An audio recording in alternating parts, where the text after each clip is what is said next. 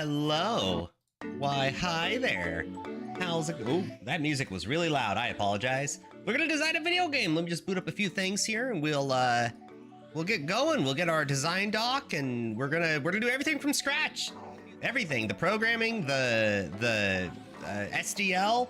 We're not gonna use a video game engine, but we'll talk about that when we're gonna make our own engine, and it's gonna be a blast. But we're streaming this, so give me a second to get things almost done set up. Hold on.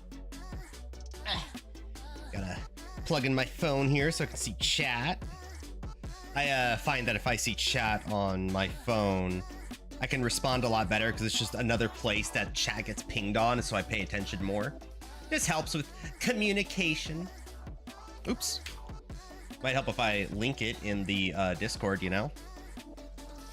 Okay, so I think we have everything set up. I just sent out the message on Discord, so it'll be a hot second. Let me just bring up one more doc here and we can get going for sure, Shrink this down. New link here, pull this here, move this over here, and then shrink. Okay, so hi, I'm Gary the Goo Boy, and we're gonna be designing a video game together. Oh my goodness, what game are we designing? Well, we're gonna talk about everything here in a hot minute. Okay, first of all, maximize. Now, what is the name of that online doc? I don't know. Is there like an, how do I say this? Online paint? It's really hard to describe. Not Paint.js. It's like a design doc. Online doc editor? Google Docs, Canva. Is it Canva?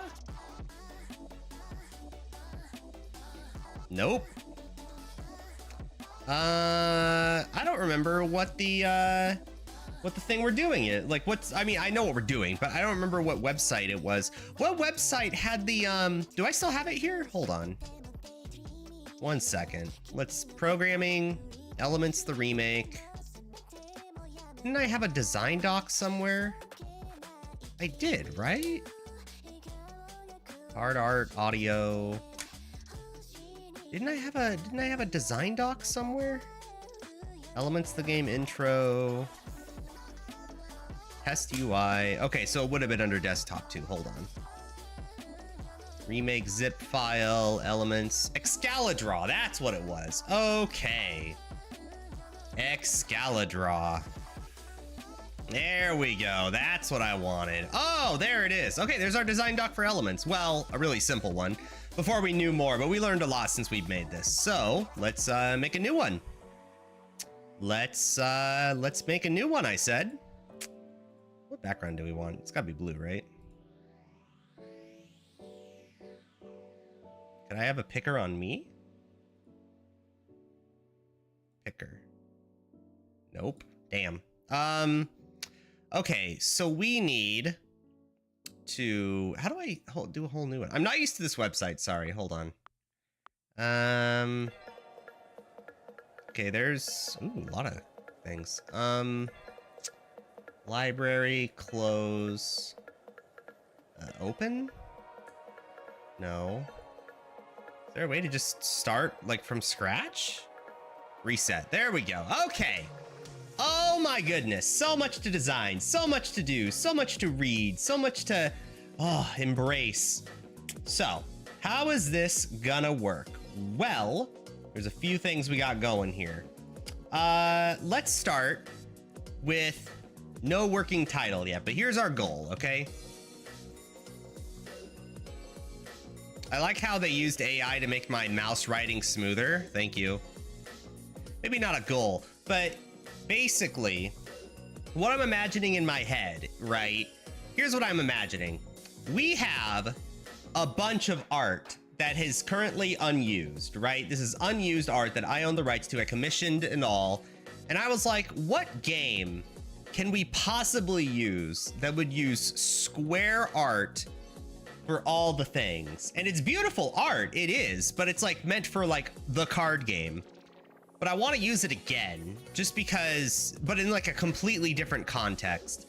So what I'm thinking is that we use this art as a way Oh man, Chaos Nymph looks so cool. So what I'm thinking is that we use this art for another game. And it's going to be a completely different game. It's going to be like, I guess the closest comparison would be Binding of Isaac, but it's probably closer to Vampire Survivors with levels. I don't know. We're going to talk about it now, basically. So what are we going to use this art for? Well, what I'm imagining is that in game, it's going to look something like this. There's going to be an enemy. It could be this size. It could be, or this size. Maybe we don't even have different sizes, but in any case, this is the enemy. And inside there's going to be that little picture of whatever it is, you know? It's going to be just a little picture of whatever the art we just had. Then around it would be some defined thing. Maybe a perfect circle, or maybe it could be like a pair of wings if it's like a butterfly. Anyway, it'd be some defined outline, probably with like a little fuzzy or something, like little like this, but way smaller. Maybe make it like blue or red or green or whatever status it inflicts. And the idea is that that is the damage. This is the hitbox.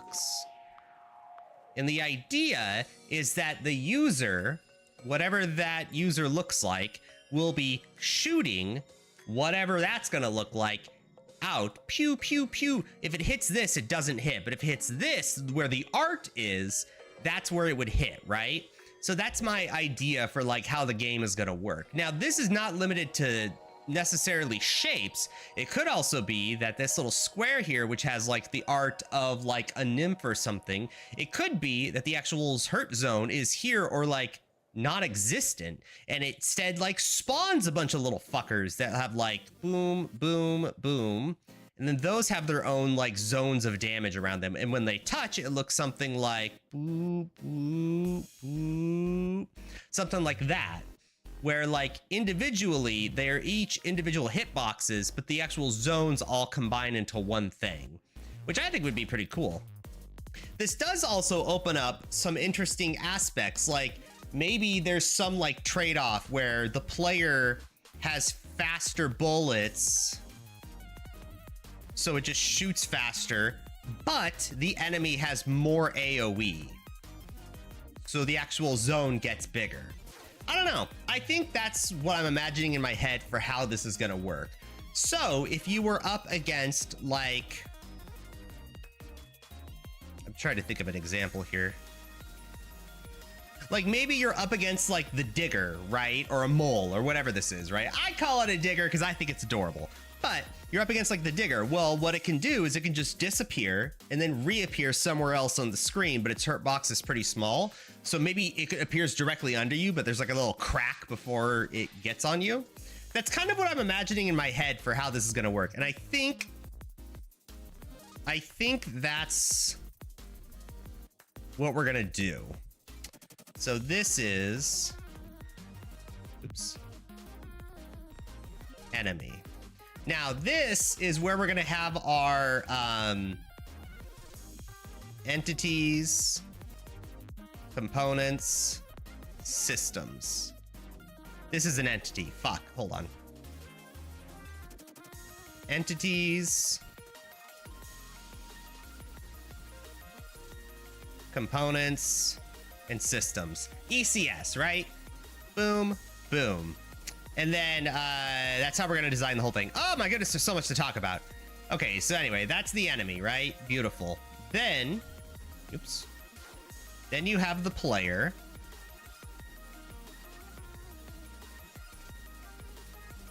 The player is gonna be, well, I don't really know what the player could be. We do have a lot of art, like a lot. It could be like Binding of Isaac, where depending on your character, you have different art you can use. So like we could use like Crusader or something as the main player, or it could be like, I don't know. It could be like a lot of things. There's a lot of art we could use as like the main player, you know? It could be something like, maybe we make them like a caster or something, and you just give them the art for like a mortal, and that's your main character.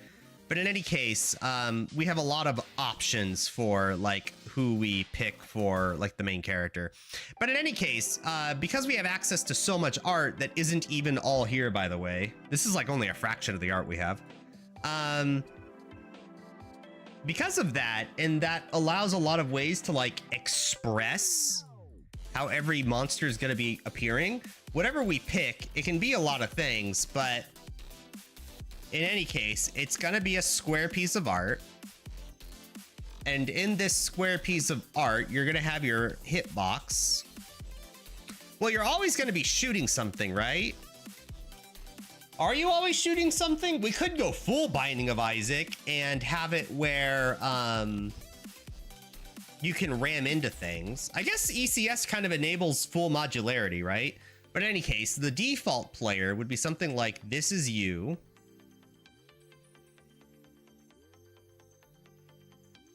Hit box, and then you're gonna shoot out. Boo, boo, boo.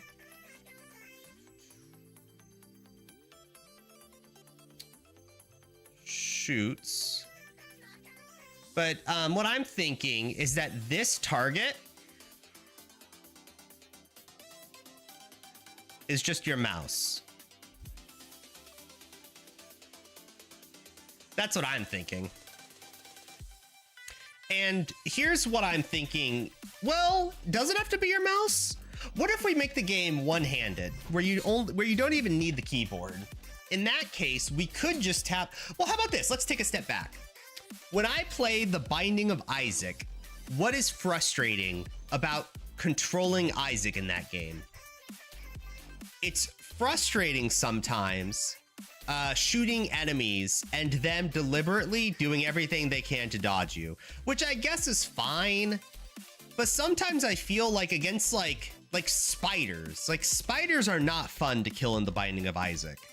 And I think the root of it is trying to manage shooting and moving at the same time, which I understand is a skill set, but that's not where Isaac is fun. Isaac is fun because of the weird skill item combinations you can get, eventually getting a build so strong you just crush everything in one click. That's where Isaac is fun. So I think maybe instead of click to shoot, what if it always auto targets and you click to move? We could make a compromise where left click equals auto and right click equals where like automatically shoots, and right click is stand still and aim. That might work. The only downside to this is, what if you want to strafe? It is going to be a movement-based thing where the enemy is... I don't like enemies that shoot you here. I think we are just going to have them ram into you. But if enemies are all ramming into you, there's probably going to be times where you want to strafe and you're not going to be able to. It's either you stand still and you right-click where you want to aim to, or you move...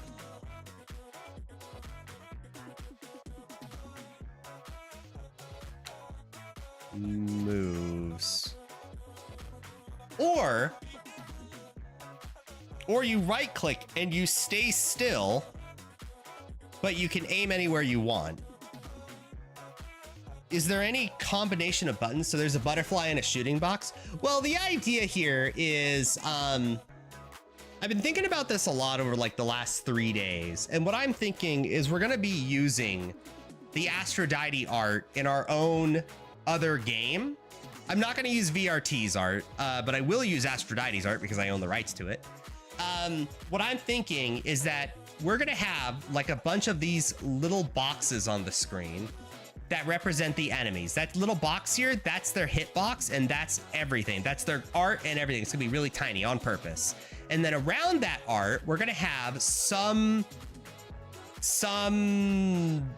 zone. It could be a circle, it could be fire or something, or like an ice crystal, whatever it is, right? A triangle, it could be whatever. In this case, if we have like dragonfly or something, or a butterfly, we would have the shape of a butterfly that outlines the square, right? And that's what you interact with in terms of like how you receive damage and the thing you should dodge. This is not going to be full art of a butterfly. What I'm thinking, well, not a pixel hurt box, but smaller, right? So like you would see like how these icons exist in the background here. Ignore the weird ass anime background. Like how this square is on the screen right here, how it moves around, that would be the hitbox. Obviously, we would design the game in a way where it's fun to interact with, but that's what I'm imagining. And then around that square would be some damage zone that represents what that character, how it does damage, in other words, right? Could be a long rectangle, whatever. Seems like it feels bad for players. Oh, that's why we're talking about player controls right now. But that's kind of the base idea for what's going on. Now, the reason why I think this will work is because I want a couple of like ground rules. One, enemies don't shoot you, they ram into you. In order for them to ram into you, they need to fly towards you. Maybe sometimes in an unpredictable pattern, but you do know they're eventually going to approach you, right? I don't know, I could see, yeah, this is gonna work. I believe in it. Then you have your player. Now, this is what I mean by controls here. What I want, I think the goal is one-handed gameplay with just your mouse, right? Nothing against keyboards, but like, I think part of the reason Vampire Survivors is fun for a lot of people is it's really, really simple to kill things. So what I'm thinking is left click, you auto aim, just probably to the closest thing to you. And right click, you stand still, but you can aim to wherever you want to in whatever direction. Now, I was thinking, well, okay, what happens if a player wants to strafe? I guess we could have like left plus right.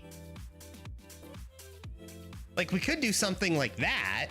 And if that's the case, what would happen?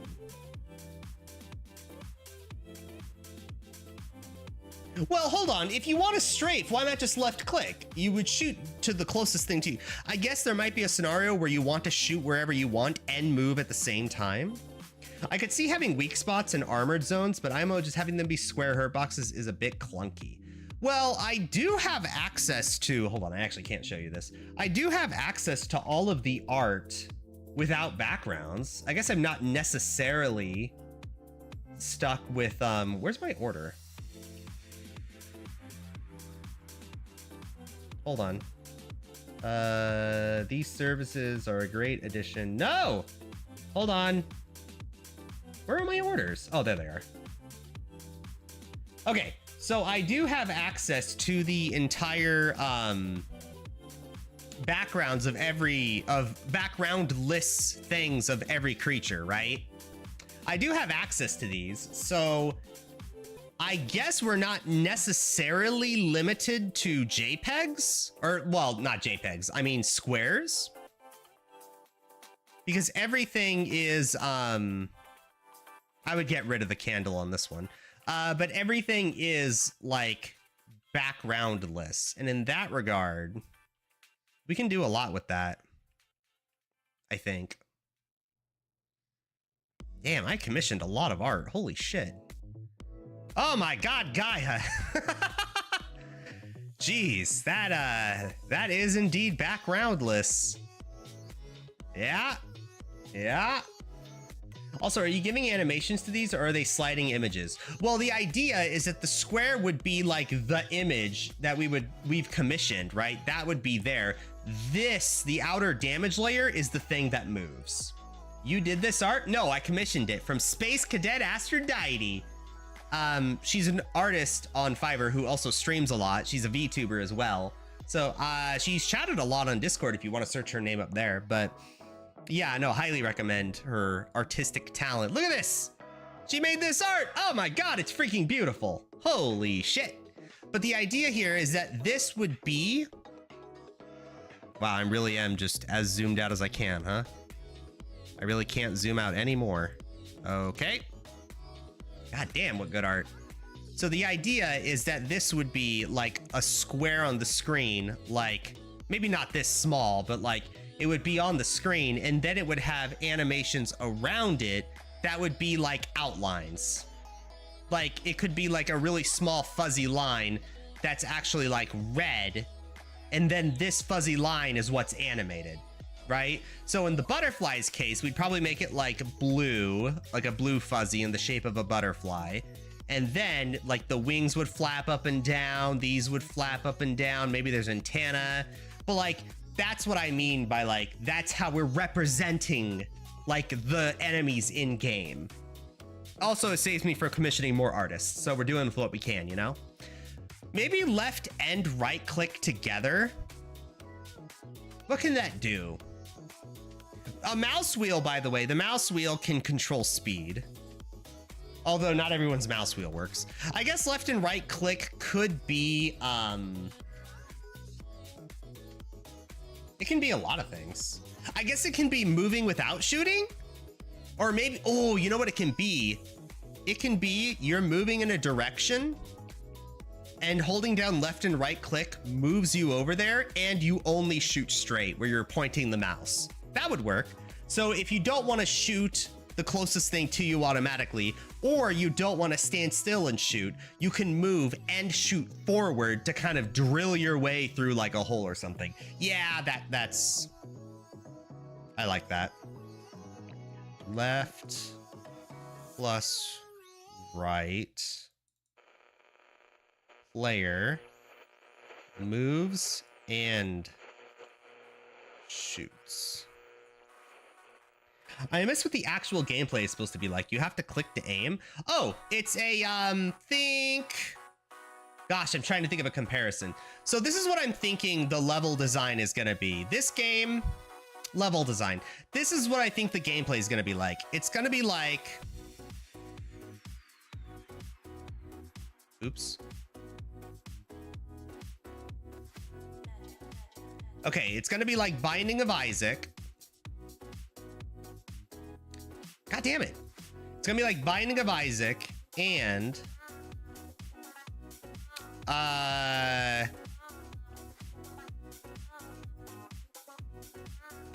Vampire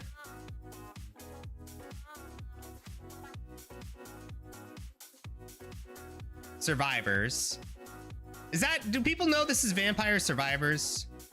So we're gonna have Binding of Isaac, Vampire Survivors, and I don't want to say Slay the Spire, but definitely similar to Slay the Spire. I just feel like that's such an overused reference. Anyway, the idea here is you're gonna pick a level or whatever, right? You're gonna progress, right? Oh, it's a roguelike. So you're gonna have your first level, okay? First level, you're against the dragonfly, right? So you'd have like a little square enemy here. This has the dragonfly art in it. Surrounded by that is maybe long individual wings or something as like the damage zones, and then like a tail and a head, right? And these would be like the damage zones for dragonfly, and the wings would flap up and down. They would like maybe alternate like slowly, you know? And then it's gonna move like probably directly toward you if it's level 1, you know? So you as a player have a little square here, whatever that icon is, whatever that representation of a character is, you have your little square here. And what it's gonna happen is when you left click, you're gonna move and automatically shoot whatever that's gonna be toward the enemy. You have to hit the little square in order for it to hit the register. Now, what happens when you kill the enemies, or probably many dragonflies are gonna be on the screen, but what happens when you kill them? Well, what I'm thinking is when I hear of Vampire Survivors, there are some things about that game that frustrate me, or any kind of clones of them. The power upgrades are timed horribly, I think. I understand why they exist and why they ruin the pacing of the game, because there are no levels in Vampire Survivors. You just have the level and you just go to the end of 20 minutes or whatever, right? In this game that has levels, we don't need to interrupt the pacing by making you pick like, whatever, 3 to 5 boxes where you pick whatever power up you want, right? What I'm thinking is after you clear the level, then you get like a thing here, a thing here, a thing here, and you're the player, right? And then maybe surrounding this one is like spikes or something.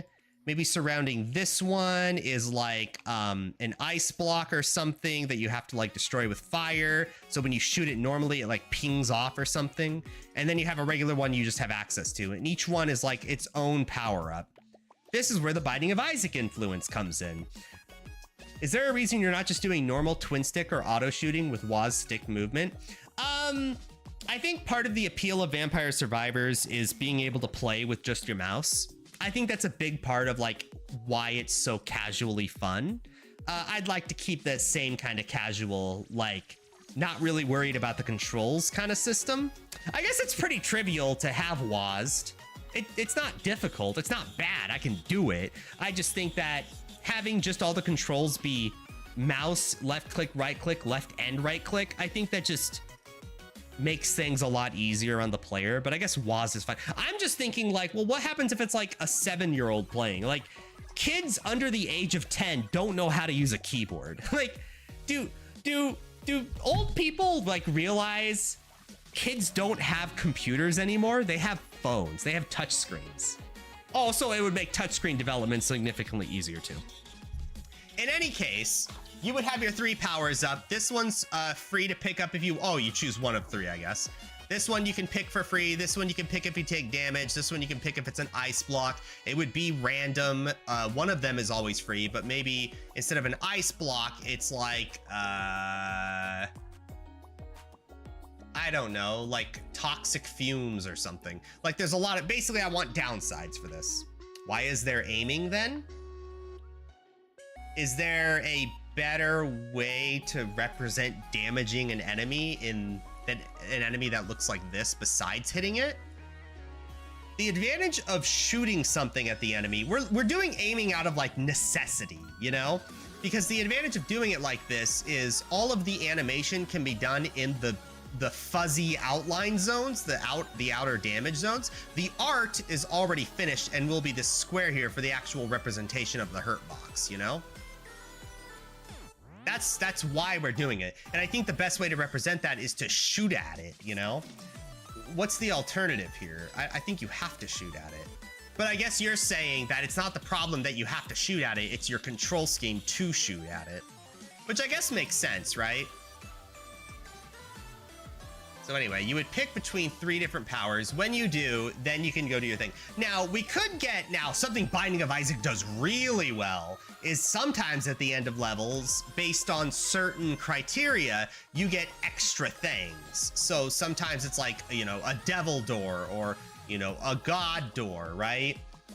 Like these really cool, like, side effects. I like that idea a lot, but maybe instead of devil deals and like god deals or god rooms, we have some other representation. Maybe we have like nymph deals, oracle,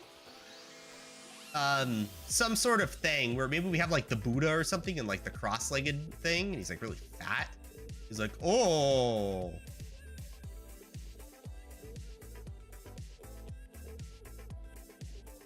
Maybe he's like whoa, and he's like a power in front of him or something.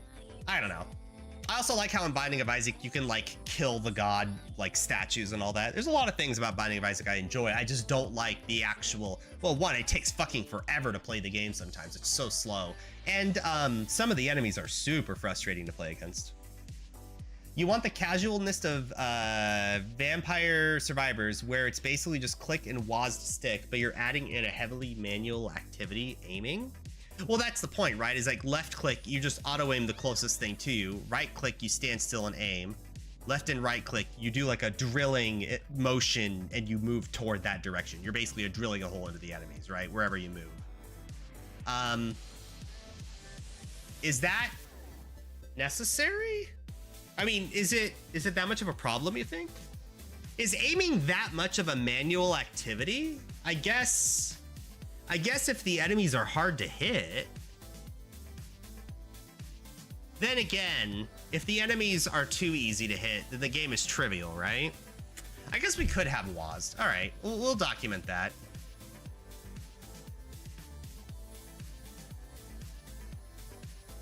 Oops. Sorry, I have a button on my mouse that backs up the browser. Yeah, we might stick with WASD. It's tried and true. You know, it fucking works. Not that difficult. But in any case, that's gonna be what we can do for player controls. But this is kind of the vibe I'm going for. Binding of Isaac, Vampire... Anyway, so you get your powers up. Now, for powers, what I'm thinking is because it's, you know, random which one's free, which one has... which two have, like, negative effects on them, you know? What I'm thinking is that you always get offered one utility power-up, one attack power-up, and one defensive power-up. Because... for some reason, the Binding of Isaac developer, this is like the one thing I actively dislike about the Binding of Isaac that they will never change. The designer does not give a fuck. You can just get screwed on powers, and that's fine in the sense of like, sometimes you just get really unlucky rolls, but I feel like having always offered at least one utility, one attack, one defensive item, but which one gets like the negative like things you have to deal with, or if you even have access to them in case it's like an ice block or something and you need to do fire damage or something. I like how there is an element of randomness and one of them is free, but you still, oh, that one I have to take damage on by crossing spikes in order to get access to it. Yeah, I'll take that. Oh, this allows you to like fly over spikes or other obstacles. Oh, but I have to unlock it with fire damage. Oh, I don't have access to fire damage. But if I did, well, now I know next time that opens up powers for me, you know? Stuff like that. Might be clunky for all the babies on their phones, I guess. Well, does it need to be a phone game? It can be a mobile game. Oh, I guess mobile games and phone games are the same. Sorry, when I hear mobile, I hear like iPad or something. But I guess a lot of people use their phones, huh? I hate playing games on my phone. I can't stand it. I'll play like Sudoku if I'm desperate. Okay, so we have our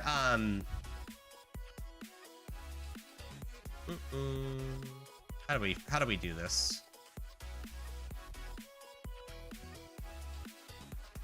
Attack, defensive, utility. The idea here is that I want for every defensive power up, I want a utility and an attack one. So one thing, oh, this is something that annoys me. I don't like about Vampire Survivors. I don't like how some of the power-ups are like 5% movement speed. I hate that. I absolutely do not like that power-up. It's so boring. It's so bleh.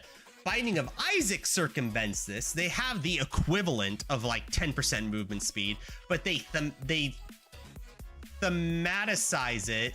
They give it a theme of like childhood or like maybe abused childhood, where it's like, oh, you don't just get, you know, 8% tankier, you eat a can of beans. You don't get you don't do more damage, you get Blood of the Martyr because it's like a religious thing and you wear a little halo.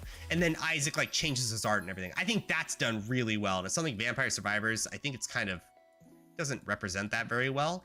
So I don't think we're gonna do the thing where the character changes their like art or anything. We're not artists here, but I would like to see something where when you pick up more damage, it's done so in a way that's very interesting, you know?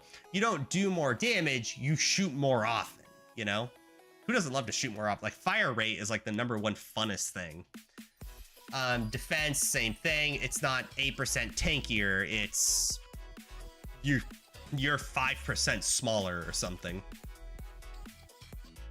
Utility is easy. Utility is like flying or whatever, right? I hate that U. Ugh, where's my eraser? Fuck it.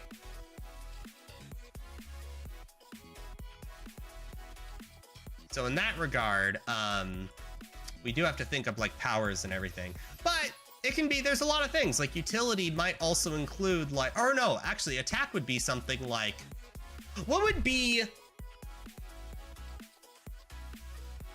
kind of power up would take an enemy butterfly in a fantasy setting and shrink the damage layer, but everything else is the same? What kind of thematic thing would that represent? What makes this different from other Survivors games? This is going to have dedicated levels, or at the very least, we can have more roguelike elements behind it. Because you have your choice of your attack, defensive, utility power-ups, it is different than Vampire Survivors, because in Vampire Survivors, you have like an arsenal of automatic weapons that fucking cover the screen, and enemies are very mindless and they just all walk toward you, and bosses are super boring. The reason this is cool is because we are just as efficient with our art, if you catch my drift. In Vampire Survivors, it's just JPEGs, like walking towards you, like 2 sprite cycles. But in this game, you do have your single like image. However, because the damage borders are the way to represent the personality of the enemy, I feel like it's like Undertale. Like in Undertale, the personality of the enemies can be reflected a lot in their attacks. In this game, the personality of the enemies is going to be represented in these damage zones, right? The wings will flap. Maybe if it's angry, it flaps really fast or something. That kind of deal, right?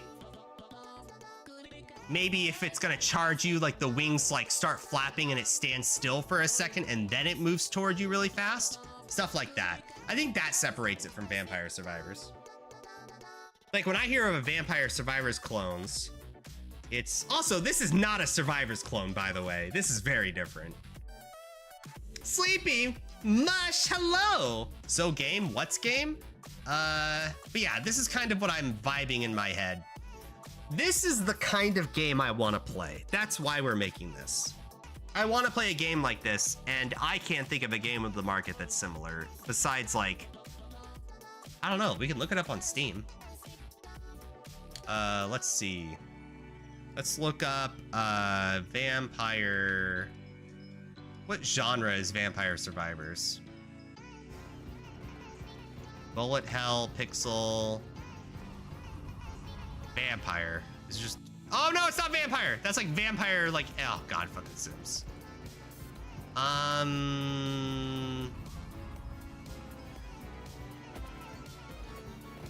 guess bullet hell would be the most similar thing. The fuck is Rabbit and Steel? Oh wait, that game looks amazing. What the fuck? Whatever, it's an RPG. Realm of the Mad God is older than half of you.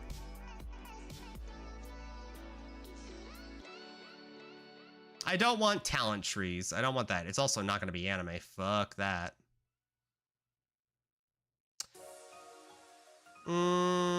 It's also going to be slower than Brotato.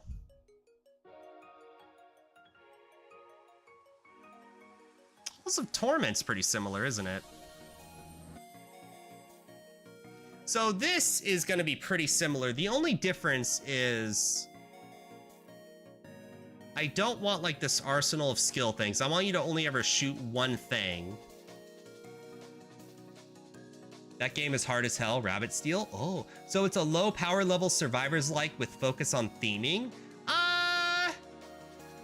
I think that is the most cynical way to phrase that, but yes, I think that's a good way to phrase that. In terms of like, as brass tack, maybe not cynical, as brass tacks as you can describe it, I guess, lack of better verbiage. Oh, I also don't want this. I don't want like a Slay the Spire hallway. I don't want this. What I want is for you to progress through levels, but they are roguelike in those levels. Like you go, it's like Mortal Kombat Arcade where you're like going up the column, but it's a set column. It's just the individual elements in that column are randomized. Yeah, I think that's what we're going for anyway.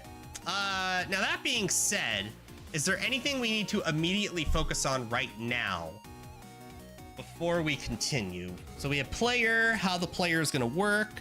We have enemies, how the enemy is going to work. We have power-ups. Those power-ups are going to have consequences between them, but that's going to be a while away. It's going to be set control. I'm trying to think if there's anything else we need to immediately like handle right now. I guess not. I guess we can just start programming it. and then change things later. We are going ECS hardcore, meaning it's going to be extremely modular. And I wish Path of Exile was ECS because they can like make skills like what's that orb you can shoot and then it pulses out like regularly? I forget what the term is, but I remember at ExileCon they talked about it, and it was the hardest skill they've ever implemented, and it was like the most bug-ridden thing because it's an orb and it's a skill, but you can shoot it and it shoots out its own thing, and it like shoots out a projectile. Or no, but does it pulse? But it shoots out its own projectile, but you have to hit it like an enemy, but it's also kind of a minion, and ECS kind of just does that for you. Eye of Winter? No, it's the orb you hit and then it shoots out its own projectile. You can like chain off of it. I forget the name of it. Anyway, ECS solves that. So we have our entity, the skill, the orb. You have components. Oh, it's a part of a minion. You can hit it. It shoots out a projectile. These are all individual components. And then systems act on those components. And it just makes games just so much easier to program. Hydrosphere, thank you. So anyway, I think this is where we're going to start. So let's start it. We're doing this SDL2, C++23, baby. We are going to create a new project. Let's run a console app. And we're gonna call, ooh, what do we call it? Oh shit, what's the name of the project? We are using our art we commissioned for Elements the Game, but this is distinctly not Elements the Game, nor do I want any reference to the original Elements. I own the rights to this art, and we're gonna not call it anything Elements related. I mean, do we have like a working title? Fantasy Fighter is too generic. What is like a 5 to 9 letter word that has a weird letter in it, like a Z or an X? Is there like, somebody's must have made that program, right? Find, make a word. Somebody. There we go. Contains the letters X, A, B, or in certain positions. Oh, contains a, we'll say, VS Game 01. No, cynical. Fantasia, no. I want a, what's like a cool letter? Let's do like a J or something.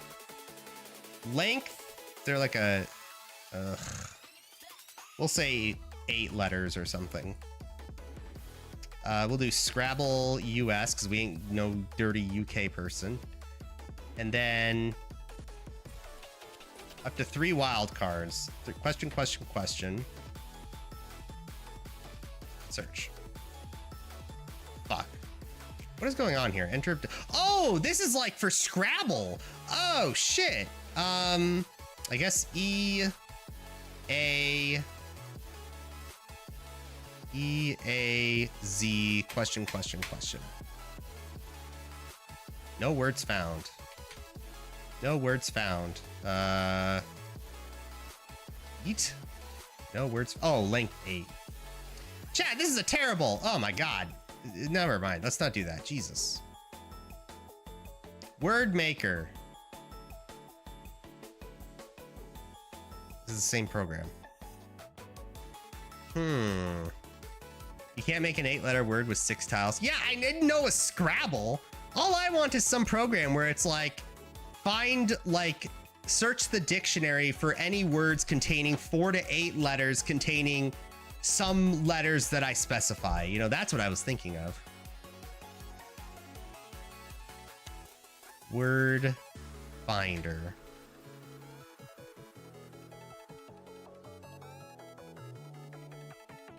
Five-letter words. Ooh, there we go. 5-letter words with X. Ooh. Let's go with, let's see. X-Man. Oh, man. Zood. Xylo. X is 2, whatever. What about, like, let's go back to J. You don't see many games with J in the title. Jaded. Jism?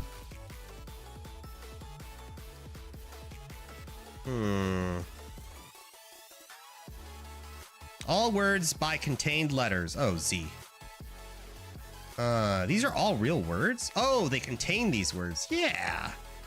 Let's go with ZCO. Bizcochito? What is that? A crisp cookie of New Mexican origin flavored with anise and cinnamon. Ooh. Okay, this is better. Okay, okay, I like this. So what about like Zim? Zimb? This is how we're gonna find the name of our game. Shut up, chat. Mushnose, or VS Prototype. Hey, little haters. This is gonna be a great fucking game, all right? ZZW. Oh, Buzzwings. I get it. Buzzword. Zwa. Zwinger, Fizzwaters. Zugwang. No, I want like, this is the right idea. This is what I want. Let's see, words containing Q. What do we got here? Quud? Oh, that's already taken, isn't it? Caves of Quud. I'll guarantee you this is how they did that name. I promise you. This is how they found it. Kirsch. Boron. Coughs. Coron. Oops. We're gonna find a good name for our game, okay? Let's go words with, what's like another weird letter? V is pretty common. Let's go back to words that contain a J.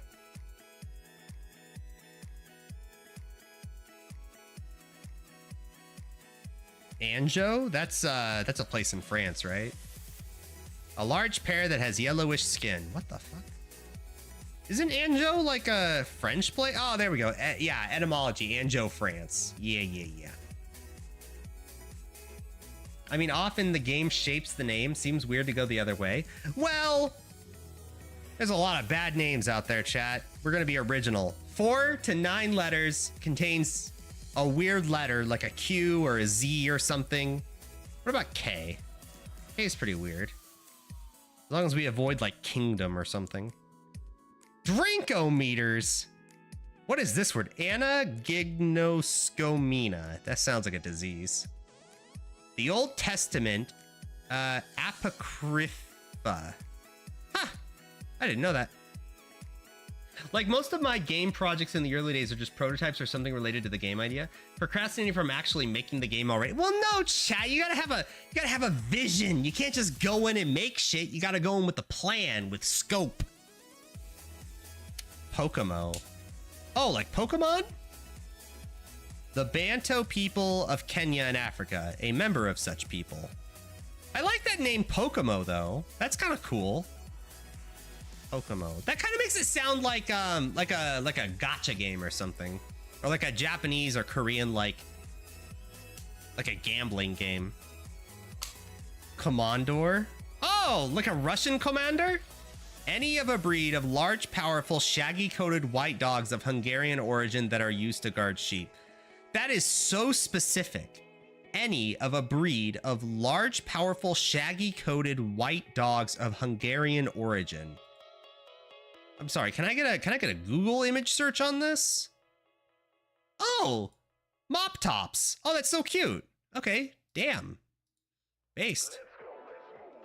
Day 3, Gary is still figuring out what game. No, chat, listen. You have to understand, okay? The degree is great, and I'm so happy I'm doing it. It makes for the most boring fucking content, okay? You guys watching me write essays is so boring. Or not even writing essays. I don't do homework on stream. But like studying is just so boring. Here, what we're gonna do is, this is gonna be like the stream for a while. It's just making games. It's gonna be fun. At least for the next like 2 months.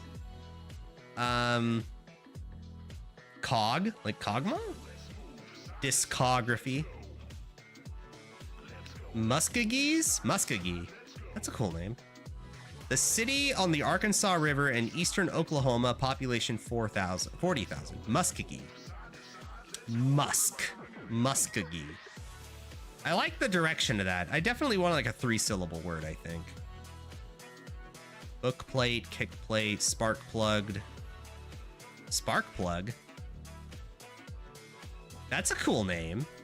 It kind of sounds like a Brotato type game though, isn't it? Spark plug's kind of a cool name if it's like one word. It does give off like a mechanical, like we're a robot or something, right? I don't want like a robot main character. Is there anything in the fantasy realm? Let's go for F. F isn't that original, but we can get weird with it. File. Pentaxipholine. Philfot? It's a swastika! Oh my god! Jesus Christ! Why? Why? What? Who calls a swastika a Philfot? Jesus. Synonyms, man. It's not even the game name, it's the project name. Oh no, no, no, now it's the game name. This is my life now, okay? Wafter? The act of waving or a wave-like motion. Ooh, I like that! Wafter. Wafter. That's a pretty original name. Hold on. I like that name. Wafter game. No, it's all just dictionaries and Scrabble shit. What about Wafter Reddit? Smash Bros. How can I use waft effectively? Oh, Wario. Oh, it's a warrior move. Waft. Okay. Okay. I think we're gonna call the game Wafter. Wafter. How do I say that? Hold on. It depends how it's pronounced. If it's like Wafter, maybe we'll pass. Wafter. Wafter. Wafter. Wafter. Wafter. Wafter. Wait. Wafter. Wafter. Wafter. Wafter. Wafter. Why would it give me two different pronunciations? Oh God. Chat, what do we like more? Wafter. Wafter. Wafter. Wafter. It's gotta be Wafter, right? Wafter? I hardly knew her. Wafter. Wafter. Wafter. Wafter. What am I calling this, chat? I think this is our name. I like engine better. Oh, just making the engine? Oh, we'll get there, chat. Don't worry. We'll do our ECS implementation, fucking not globals. What do they call them? Singulars? No. I'm dumb. Factories. That's the name I was thinking of. We got to make our entity factories. We got to do our implementations. We're doing it all, Chad. Don't worry. And we're not doing it in OpenGL, but either. We're going to do it in SDL. It's going to be funnel type. Wafter. Wafter. I'm calling it Wafter. All right, that's going to be our game name. Wafter. It's done for all time. It's never changing. Wafter. Wafter. Wafter. Wafter. Wafter. Wafter. It is sure. Wafter. Wafter. Wafter. Wafter. Wafter. Wafter. Waftshire. Wafter. Wafshire. Wafter. Waftshire. Waftshire. Waftshire. All right, we can do both. All right. Waftshire it is. SDL, no OpenGL, correct. All right, create. This is our project. Oh my goodness. Delete. Okay, so before we get started, we have to do a couple things. First, play music, lower the volume. There we go, perfect. Then, here's what we're gonna do. Delete all this, delete all this, delete. Okay, we need to change some things here. First, this does run. Beautiful. Okay, so we're gonna go to our project properties. We're gonna go down to C++ language standard and go to the latest standard, preview build, and then apply it. Then we're gonna go down to the C++, general, scroll down, and we are looking for, not in here.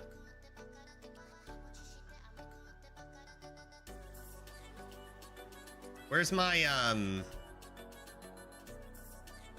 C++ standards here? Language. There we go. So C++ latest draft and build standard library modules. Yes. And enable experimental modules. I think This is also gonna be yes, but we might have to change one of these back. I remember screwing this up last time. Let's just apply those. So now, in theory, we can do import standard library. No, this doesn't work. Oh, there we go. Now it does. Beautiful. And now, because we enabled the new features, we can go standard print line parentheses hello world. Go. There we go. Look at that. Ah, C++ 23. It looks so much better. And that's the last compile with 0 errors and 0 warnings. Do we make it a goal to have no warnings in this project? Because instead of doing like the dumb like SGL timer shit, which is always, oh God, which is always like goofy, we could do something like standard chrono timer. One of them is like high resolution clock. I remember that. I remember that being a thing. We could do this to keep time. That's impossible. I don't know. Oh, no warnings? Oh, yeah, maybe. I don't know. Never done it. Anyway, that's going to be our basic thing. So now we need to import SDL, which is significantly easier because we can just get this in NuGet. Thank God. So manage NuGet projects. We need browse SDL2. libstl2 bindings for Python. No. We need sdl2.nuget, which contains everything we need. Okay. Install. We got the redistributable and the NuGet, so apply. So that's done. Now we need SDL2 image. Let's see, IMGUI, no. I think I can just look up SDL2 and just see if I can find the image here. Oh, there we go. Image.NuGet, which we're gonna need to install. Redistributable and NuGet.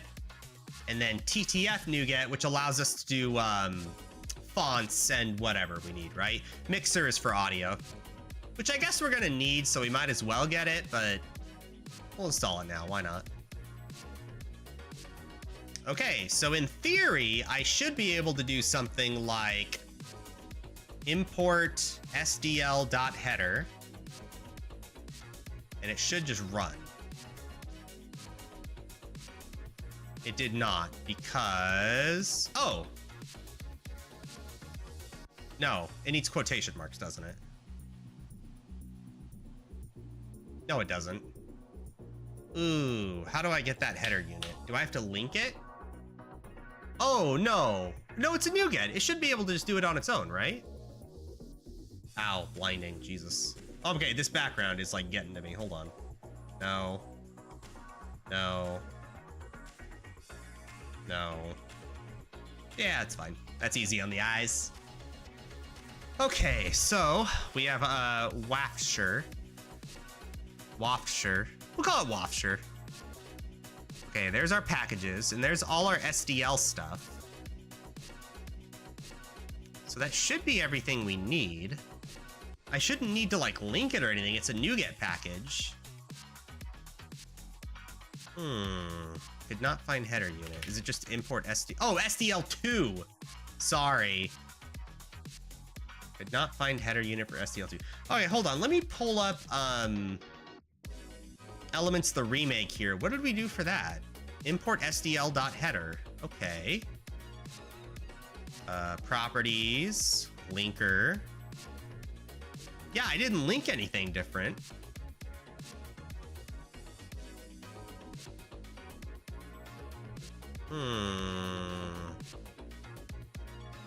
Oh, this isn't enabled though. Oh, okay, hold on. Let's turn off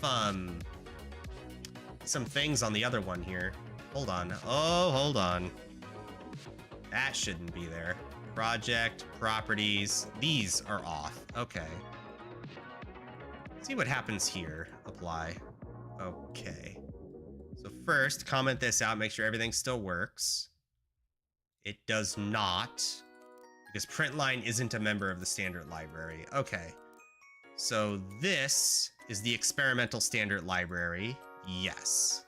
So now it works. It did not work. Interesting. So... Oh, standard. Okay, sorry. We're not using file system. Although, we could use the file system instead of, like, you know, XML. I mean, that's kind of cool, right?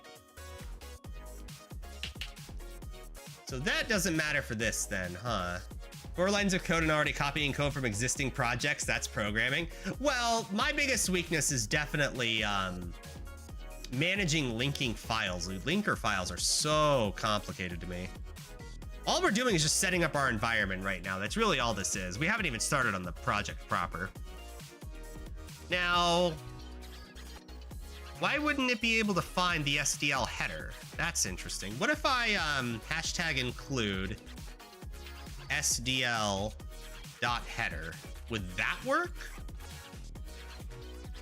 It does not. SDL main must return a value. Oh. Oh, I know what's wrong. I know what's wrong. I know what's wrong. It's the fucking goddamn main file. argc, argv shit. Okay, hold on. argc, no. int pointer argc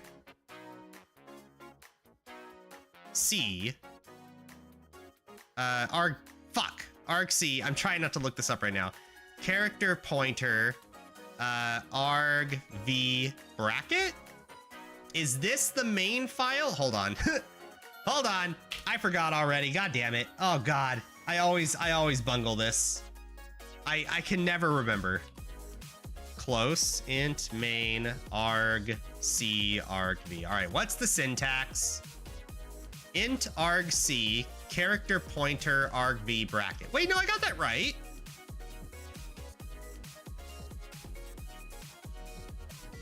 Int argc character pointer argv. I did it. Wait, how am I close? I think I just nailed it.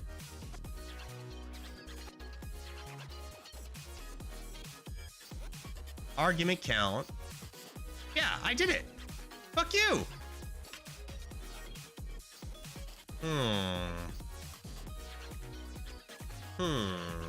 It's right.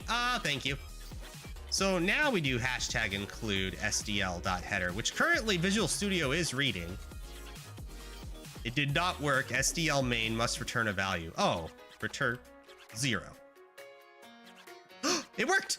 Okay, so now we can include the file, and that works fine as a preprocessor directive. What if we import SDL.header instead and wrap it in a C++ module? Doesn't work. Could not find the header unit. Although, to be fair, maybe the include only worked because we didn't actually call anything from it, and it's just like a preprocessor thing. So now we have an issue with SDL not being found. Okay. What do we do here? What's the plan? We know we have it installed. We know where it is. It seems like it must be a linking issue, right? But do I need to link anything if it's already there? Use library dependency inputs. Code analysis, no.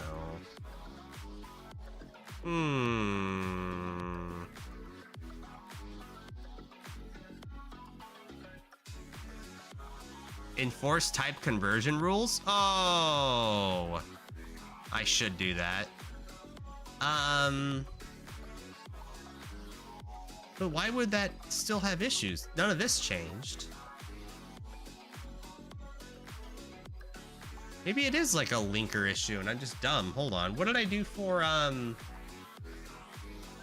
Elements the remake? So there's our SDL.header. My main file shouldn't be any different. Project, properties, preview file, default. Linker? Linkers are the same, right? Yes, they are the exact same.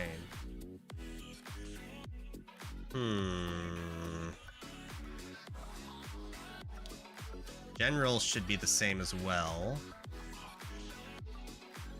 Output directory, intermediate directory. Preprocessor, that would make a difference. Okay, so it's not a C++ thing. It really is a linker thing, huh?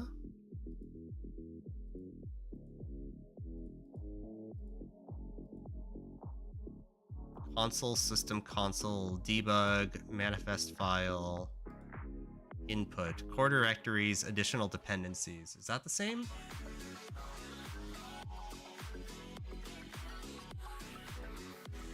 Linker, general. Yeah, that's the same. General, I guess we could check if it's different. Let's see, same. They're the same. I don't see any difference. So why is this being not read, but this is? What's the difference?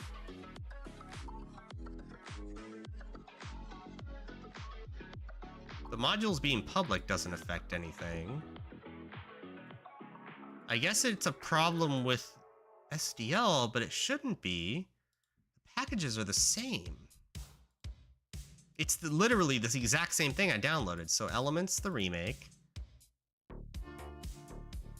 I don't have like an SDL2 anything here. I don't need it. All I have is our packages for the NuGet files. And it's the same thing for WAFSure, where it's the packages, and that's it. So how do I get access to... There's the docs. README? Nope. README? Nope. What's new? Yeah, I wish. Include. So here's our include files. So it can't find that header right there. That's what I'm looking for. So why can't it find that? So it's under sdl2.nuget. So let's get out of that. So when I import sdl.header, do I need to have like... It shouldn't though, because if I hashtag include SDL, there it is. There's my entire list. And this is fine. In fact, everything is fine, but it can't find the header file.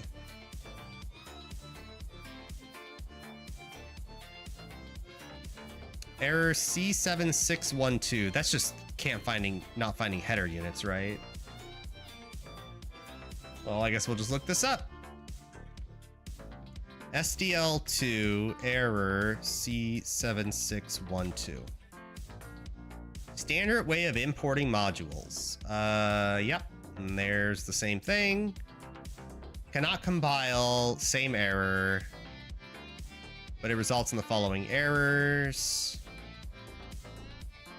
Compiler flags are not yet implemented. You can import here. You can use import standard core. You will also need to install C++ module. Wait, when is this? The fuck? This was 4 years, 6 months ago. So this is old news.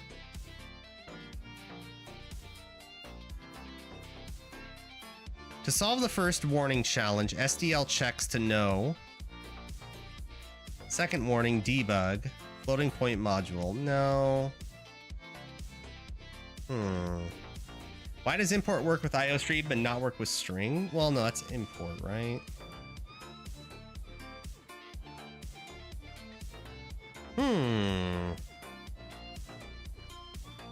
Okay, same error. Latest, command line, additional options, latest. I'm not importing the IOStream, but it's the same error. The issue is not a bug. If you replace hashtag include IOStream with import IOStream, you need to set the compile as C++ header export header project produces equals with advanced compile as. Oh. You need to set compile as C++ header. properties. Where's my compile?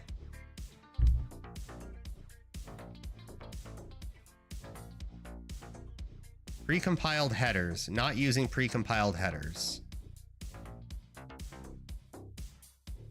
Header output file. Output files. No. Well, I didn't have to do this last time though.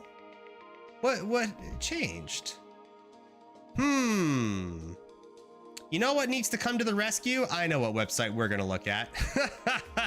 The most outdated website on the internet. The fucking lazy foo game programming. Oh, baby. All right, setting up SDL on Windows. Visual Studio. Okay, old version, but it's fine. Source files, existing item. Okay. No such file or directory. Okay, gotcha. Cannot find the SDL header files. You need to add the SDL include folder to the include directories. Go to your project properties. Include directories. VC++ directory. Wait, I did this though. Okay, what changed here? Include directories. Oh. Edit. New line.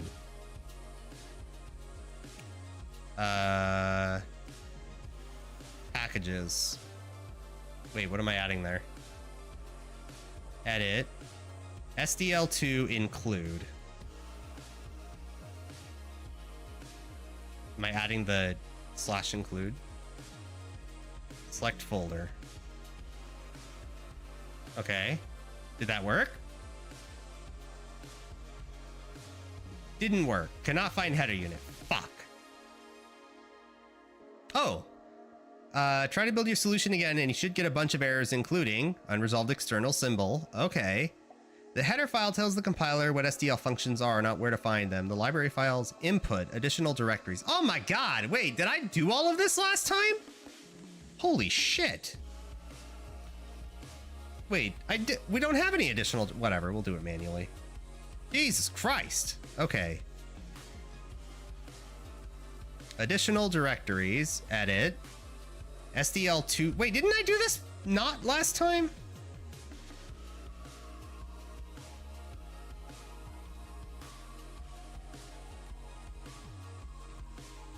Could not find header still.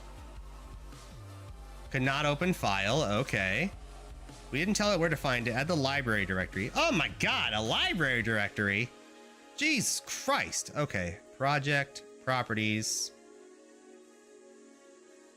VC++ directories, library directories, edit, new line, go. And we're adding in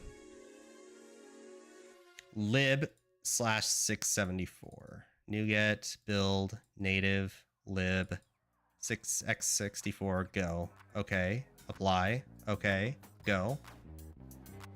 Still can't find header unit, okay. Jesus Christ, chat, this never ends. BRB gonna play some Warzone? Yeah, I dig it, I dig it. I've already done all this before, I guess. Maybe I just don't remember it because it's been a few months since I did SDL2 projects. The code execution cannot proceed because SDL2DLL.found cannot find it.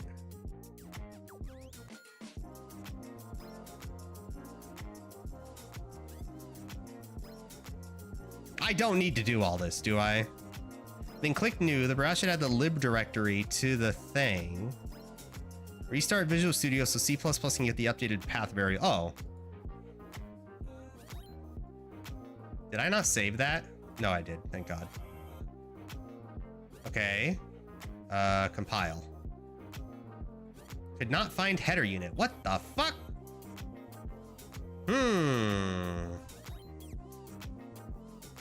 Include.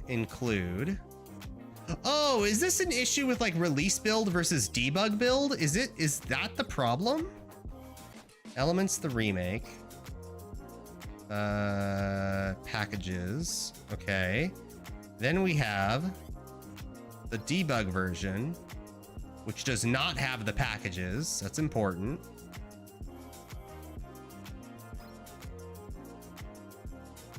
the release version, which also doesn't have the packages. Oh, it does have these though. These are all, yeah, it does have them actually. Or at the very least it made them. These are all like JSON files and shit. Same with the debug version. These are all like here.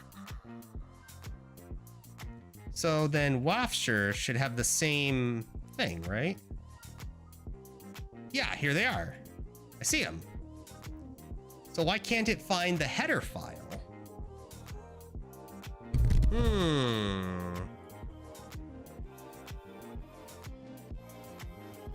Build, native, include. Yeah, what the fuck? There's the header file. It's so confusing.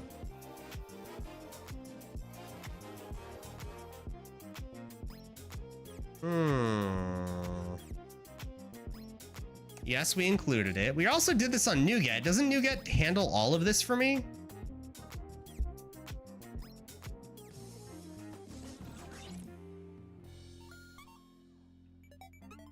What's the error here? No such file or directory. So this is where our error is. So include directory, edit, the SDL development folder we extracted. Okay. Build your solution again and you should get a bunch of errors. But we did that. What the fuck? Properties, include libraries, edit, include. So that should be it.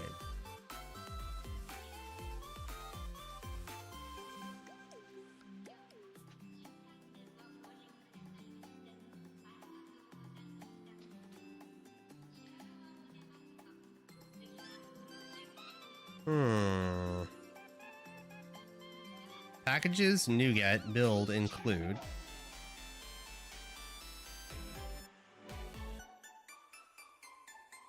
Yeah, what the fuck? Change of plans, Destiny 2? Yeah, do your thing, Chicken Wing. I don't know what's going on here. Why is it so difficult to set up SDL2? It's just a NuGet file. Am I dumb? Is this like a module thing that I'm not realizing? Hold on. If I comment that out a second, if I call... Okay, just to be sure. Okay. And then hashtag include SDL.header. This works, right? Okay, perfect. Now if I call SDL color X, what the fuck? Try rebuilding your solution? Well, the include works, but why doesn't the import work? I'm missing something. This should work. I should be able to wrap any C-based library in. Is this like a quotations issue? Am I like should be quoting it or something? Hold on. What did I do for the card game? No, I did do that. What the fuck? Image, TTF, it all works. What if I do SDL underscore image dot header?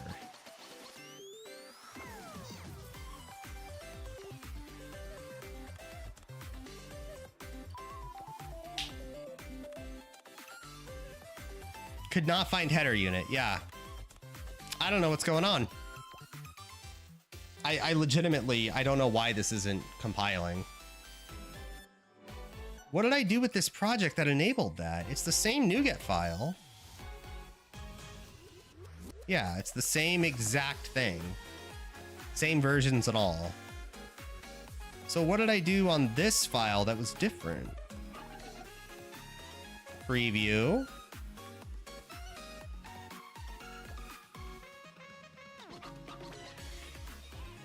I didn't even change the include path on there.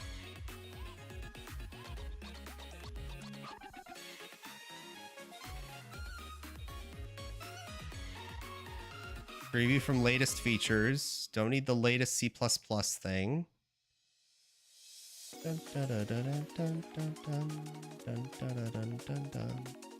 My only thought is maybe I'm not allowed to use like print line from C++ 23 and maybe the rest will work. Because I don't have any other settings changed here. It's all super normal.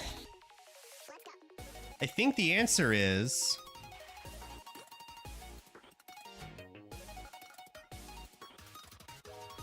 see out, hello world.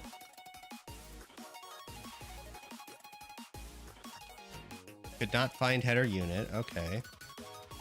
Also, is that a pointer? And then we come back here to our properties.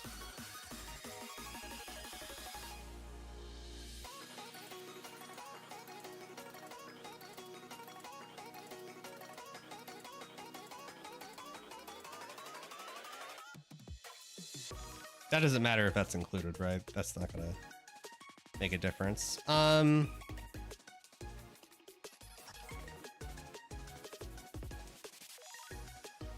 Linker, input. None of this should matter either. And then let's go to C++. Maybe what we'll do is we'll check out not experimental features. What if we just turn these off completely? Does this work? What the fuck?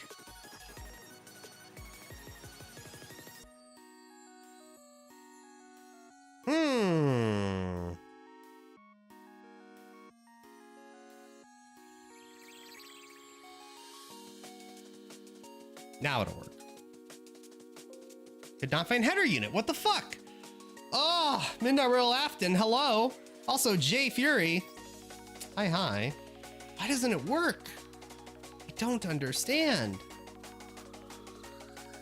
We did everything correctly. It works if... the thing is, Chaz, I don't want this. I explicitly am gonna make this not use this, but we know it's linked correctly. Hello world, SDL, color, X.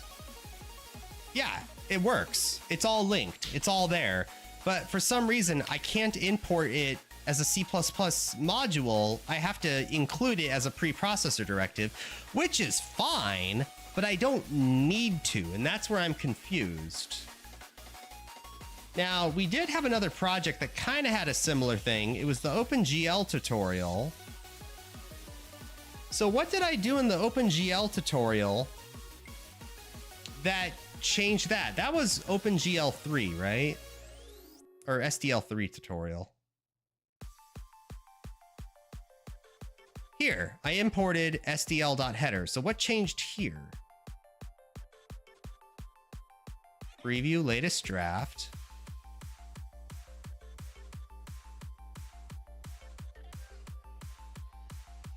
Included. Yeah, and this included the SDL files because there was no NuGet for it. We had to do SDL3, right?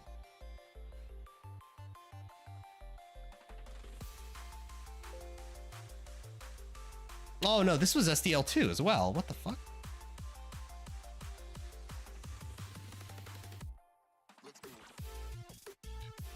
Yes, yes, yes. Latest draft.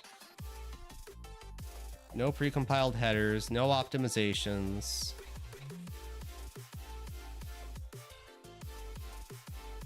Scan sources for module dependencies. That's what it was. Motherfucker, I just found it. General, scan sources for project dependencies. Yes. Oh my God, I just figured it out. Watch. Oh my God, we did it. Oh, that feels so good, chat. Wow. That was so complicated. We have to scan the modules for dependencies first. Okay, we did it. All right. Holy cow, we can now make the fucking game. And now the project can start. Yes. Okay, beautiful. Okay. Holy cow. Let's get rid of SDL. So we're going to do what I usually like to do on these. So we're going to add a module. And we're going to call this initialization. So it's going to be a module. We have to check out module semicolon here first because C++ compilers haven't really done this cleanly yet. This is just telling the compiler this is a module interface. That's all this does. And then later on, we can, you know, export module initialization. Well, now we can import initialization. And now we just imported that module. So that's all this line means. So we're going to export that module. Beautiful. Now we're going to import the standard library. Import SDL I'm going to need. Terrier Shark. That sounds adorable. Hi, Terrier Shark. How's it going? Do we need image? Yes, because we need to initialize that. I just know I'm going to need image later. And then we're going to import SDL. We don't need audio yet, but we are going to need SDL TTF.header. That's going to have to come later. This is where we're going to initialize basically everything. So we're going to export auto initialize, where we're not going to take any input. And then we're going to return a struct. This struct is going to be app info.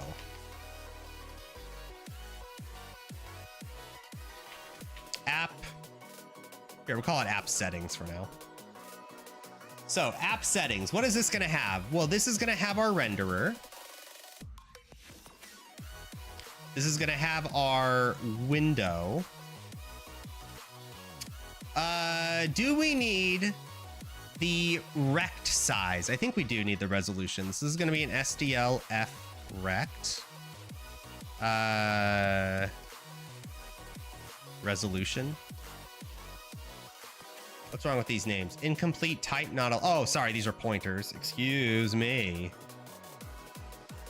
And then what else do we need here for our app settings? Resolution, window, renderer. Probably going to be plenty for now. I can't think of anything else we're going to need specifically. And this is going to return app settings.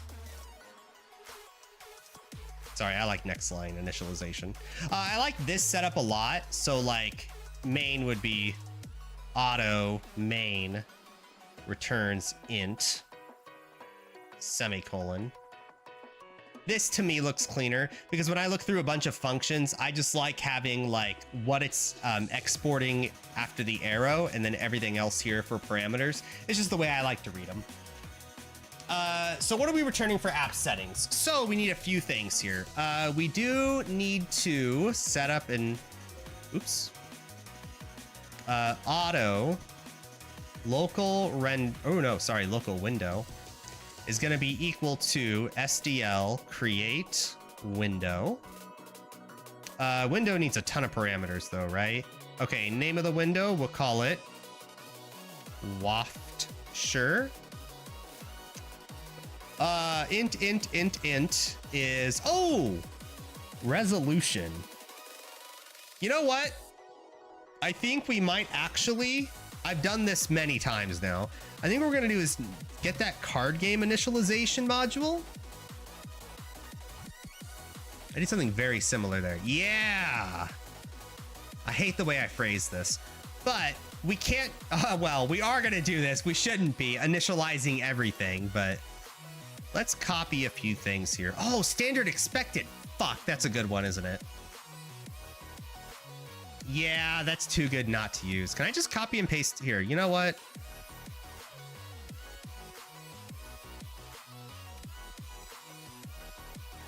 Hold on. Hold on. Copy. Paste. Okay, let's see what we don't need here. We're expecting an app settings.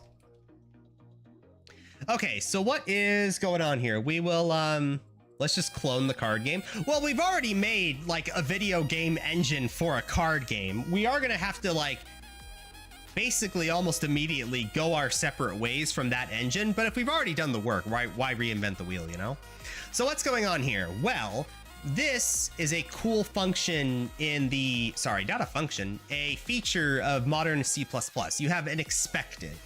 Basically, at the cost of a slightly more amount of resources, we can tell the function, hey, we're expecting this struct as a return value, right?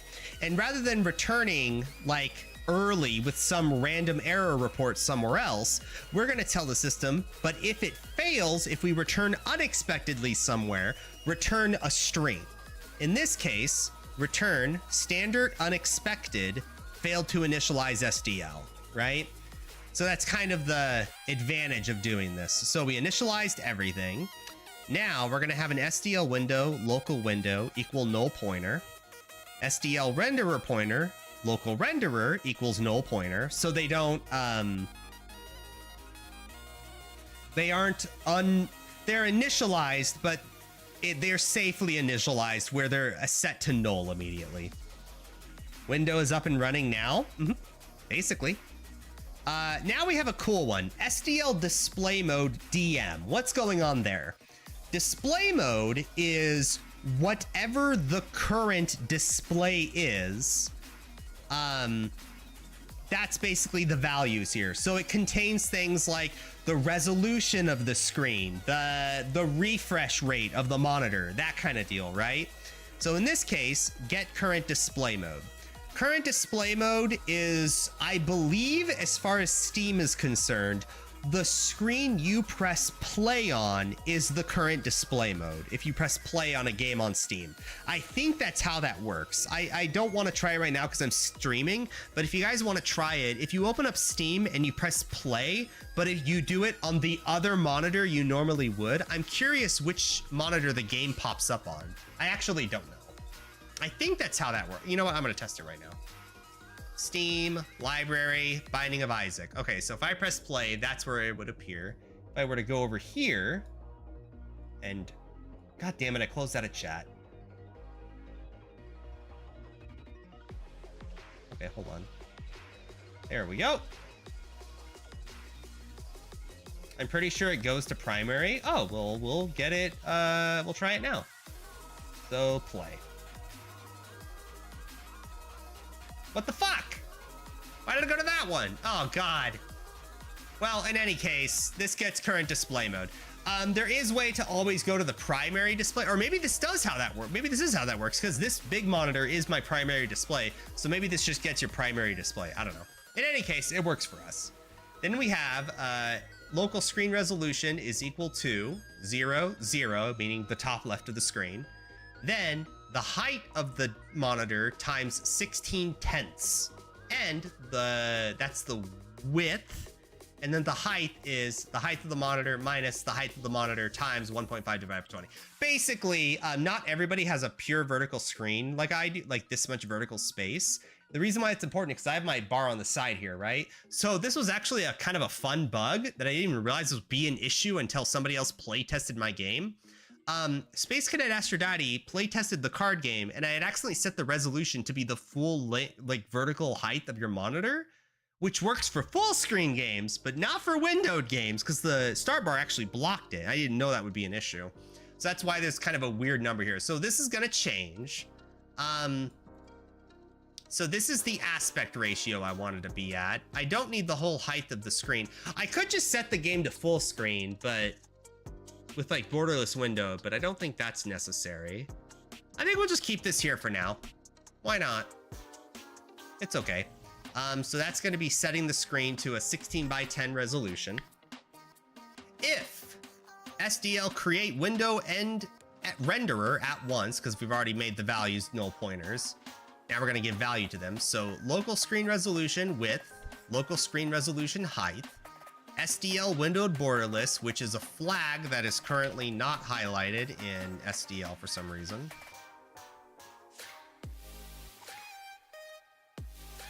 There we go. Window borderless. There's our flag. Then we have a local window and a local renderer given the referenced values so we can change them. Does not equal 0. So what is going on here? Well, we're making an if statement containing this function. this create window and renderer thing will actually change the values of these. So if it returns 0, it's successful. That's just the way SDL functions are programmed. If it does not return 0, there's an error. So we're going to return an unexpected failed to create the application. If local window equals null pointer, failed to create window. If renderer is equal to null pointer, return failed to create renderer. Basically, if we pass something into this function and for whatever reason it returns success, we're just checking that these are actually given values before we proceed. And then we initialize TTF, but that is its own error thing here. Hold on. If this does not equal 0, then return standard unexpected failed to initialize ETF. And then we're going to return app settings, passing the renderer, the window, and the screen resolution, which is a regular rect. There we go. Beautiful. And this is defined. So if we process this, beautiful, it works. Currently warnings though, so we'll check that in a second. But yeah, we're exiting with code 0, so it worked correctly.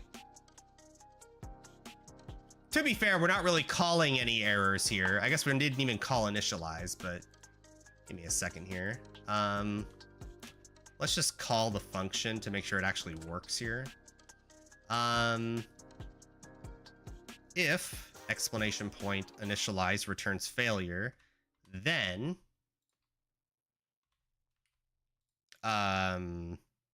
standard print line. You guys are gonna love this. Not is printable.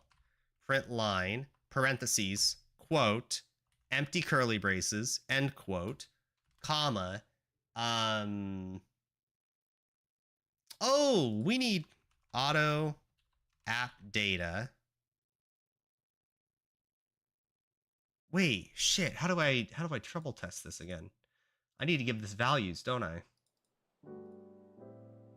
I do need to give this a value. Auto app data is equal to initialize. Maybe we do that. If app data equals null pointer. Ooh, no, this is wrong. If explanation point app data, that's a better thing. Then we're gonna print app data dot error. That is C++. Oh baby. So the reason why the expected thing is pretty cool is because if it returns unexpected, it just returned a string. So app data is now a string. So if that's a fail state, because it knows it failed the expected value in C++, then it's gonna print that error here, which is a string. Hello, hey, hi. Wow, what happened on YouTube chat? What the fuck? Where'd you guys all come from? Hi there, hello. I don't know where you guys come from, but hi. Did you guys just all, what, fourth person? Did I just get like suggested on YouTube like a million times? Hi, I stream on YouTube and Twitch, but I see you guys lurking there in the YouTube chat. I see you guys hiding there. Do you guys like C++ or something? Did you guys just come off like another C++ video? What'd you guys do? You guys like programming? I like C++. Currently getting my degree. Oh my God, there's a seventh person. Wait, what the fuck is happening? Hi, YouTube chat. I don't know where you guys come from, but the algorithm likes me today. Holy cow. Yeah, 1, 2, 3, 4, at least 5 people just joined. Holy cow. Hi there. Welcome to Small Time Streamers Programming. We're making a video game. I already have all the art commissioned. It's gonna be a beautiful game, but we need to make it. Look at our usernames: joy, disgust, fear, sadness, anxiety. Oh, it's a meme. I thought I was getting rated, but that's okay. They're all named after emotions. It seems like bots. I don't think they're bots. I think it's just a very clever person. It's okay. All right, so anyway, I think this works. And it does return code 0, so nothing failed. Beautiful. So I think that's everything initialized. We have our true type font, which is going to be enabled somewhere else. And then we have our window. Now we have to be really careful because we're going to be enforcing ECS here, and that matters a lot. So what does that mean? Because we have our app information, we need to remember that in ECS, we have to keep all systems and methods separate from raw data. So now this is where we're going to completely diverge from our previous game engine because it's going to be built fundamentally differently. So how do we want to run this? We are not going to create the game loop. This is where we're gonna diverge from my usual game engine development. Because if I was not doing ECS and I was just doing traditional object-oriented programming with inheritance, I would just start on the game loop, do the while loop before quitting, set up SDL input and everything. But I think we have to like completely flip our heads around how to set up this engine. Because we're going, instead of inheritance, we're focusing on components, like data-driven programming. So I think the most correct answer here is to create our components to put into entities, and then do entity factories, or factory, I guess. And before we even display anything, we have entities set up. I think that's how we have to set this up. So we're gonna add a new module. We're gonna call this components. Now, the game loop, I think, as far as I know, ooh, that's a good question. We're gonna have our components module, and this is basically structs the module. In fact, I don't even know, I guess we're exporting a lot of structs. The idea here is that, like, we can call this position. Float X, Y.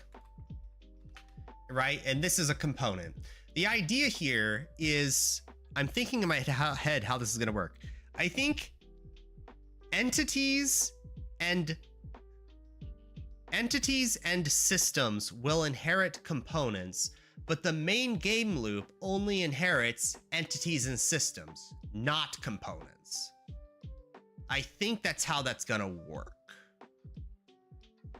Alternatively, no, the main game loop has to have access to entities, right? Because it's gonna create entities and all that stuff. And it needs access to systems, but it doesn't need access to components, I think.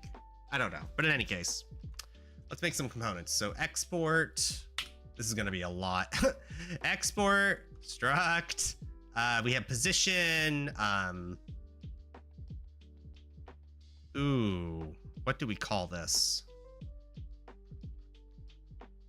Position, I'm trying to think about how to, like, render rect? This is just going to be an SDL frect. I don't want to call it render rect, right? Call it bounding box.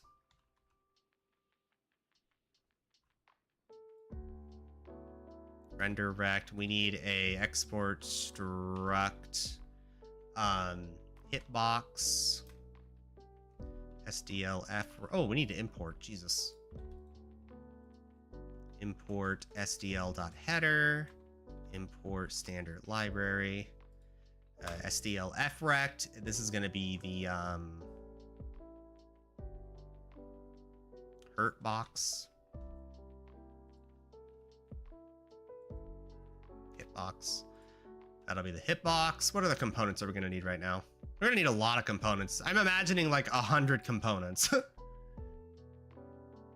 What's up, good boy? Epiderpski. Oh, it's been a hot minute. How are you? Hope you're doing well. Welcome to the export structs stream. Okay, export struct. So we have our position, bounding rect, hurt box. Are we going to need a color? Does that matter at all? Not really. No, it does matter, because if you like get hurt, I do want a flash of red over the hitbox. So I think we do need a color. No, we need a few colors. We need a color of the outer damage layer and a color for the hurt box layer. So I guess the hurt box, if you can get, ooh, that's a good question. Do I need two separate components? If I have a hurt box, right? The hit box, if you hit an enemy there, I want them to flash red when you hit them. Or blue if they're frozen, all that stuff, right? But if I have a hitbox, does that necessarily mean I want part of that component to be an SDL color? Or do I want a separate component for color? Is there ever going to be a time in which an opponent can get hit and receive damage but not change color? Yes, there are going to be times. Because what happens if they like armored or something? Or what happens if you hit a wall? A wall's gonna have a hitbox, but it won't necessarily flash red, right? If it's an invincible enemy, you can hit it, but it won't actually do damage. So yeah, we do need a color hurt box. Yeah, that does need to be separate. The way I see it, systems act on entities that have certain components attached to them. So there would be a system that queries for entities with hurtbox and color and then act on that. Yeah, basically. Epiderpsky, you got it. You nailed it. You know your ECS. You get it. Now, something I have not done before that is something we're going to do here, or I want to do, is rather than having like, the way we're going to set this up is like a factory, right? So whenever you add like, is hitable, like as a Boolean value or whatever. Let's say you want to give an enemy like a hitbox or something, or give it like colors to add. Like, let's say you're hitting a wall and it doesn't do anything, but you can still hit it. So it's not going to have the color. But let's say you have like wall destruction. All of a sudden, you're going to add this component to the walls now, because you have the ability to destroy walls or whatever, right? As an example, I'm not saying we're going to do that, but as an example, well, then that system turns on. But rather than having all of these things added to a vector for systems to iterate all the way through every single frame for any changes, I think what we're going to do is something I haven't done before, which is having systems subscribe to some other system that will be notified whenever a component is added or subtracted from an enemy. Or if there's a component on something, then if something changes, wave a flag and say, hey system, I did something, and then do it. That's something I haven't done before, but I think it's going to be necessary, because I'm worried that if I don't, and I just have like 10 systems constantly iterating through like 300 different fucking vectors, it's going to be a performance problem. So I think we're going to go for like an event-based, not an event-based, but like a subscribe to something and get notified when something happens kind of system, which I guess is sort of like events. What else do we need? A lot of little things, right? We need a, is controllable? Is playable? I guess that's kind of important, right? Boolean. Actually, maybe you guys know more about this when it comes to components, because this is like the first real, I've read a lot, but I've not like I never practiced it until now. When I have a bunch of Boolean values, I want these in structs as components, right? So Boolean playable. Am I just doing that and that's the Boolean type? Or am I having my class entity whatever, right? And then later on, it's going to be like playable, whatever here. Or do I put is playable here or whatever? I activate the entity or the component. Is that a better way to do it? I think, I don't know. Wait, this is bad. Entity dot playable equals true. Playable equals true. I forget how I do this. It's been a while, but I think this is the better way to do it. So XY, this is going to be X. Oh, you know what? Instead of a float, let's just call it SDL F point. Maybe that's a better way to do it. Keep with the SDL theme here. Is playable, export struct. You know what we should call this? Is controllable. No, I want this to be separate. I have to remember, I want it to be as separate as possible. Is controllable. Controlled. Controllable. I think that's how you spell that.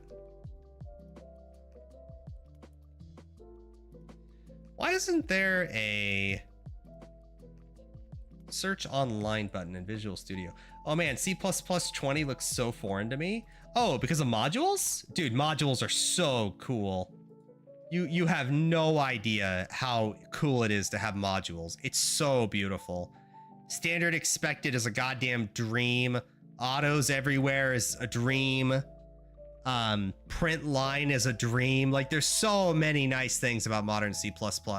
Unique pointers are awesome.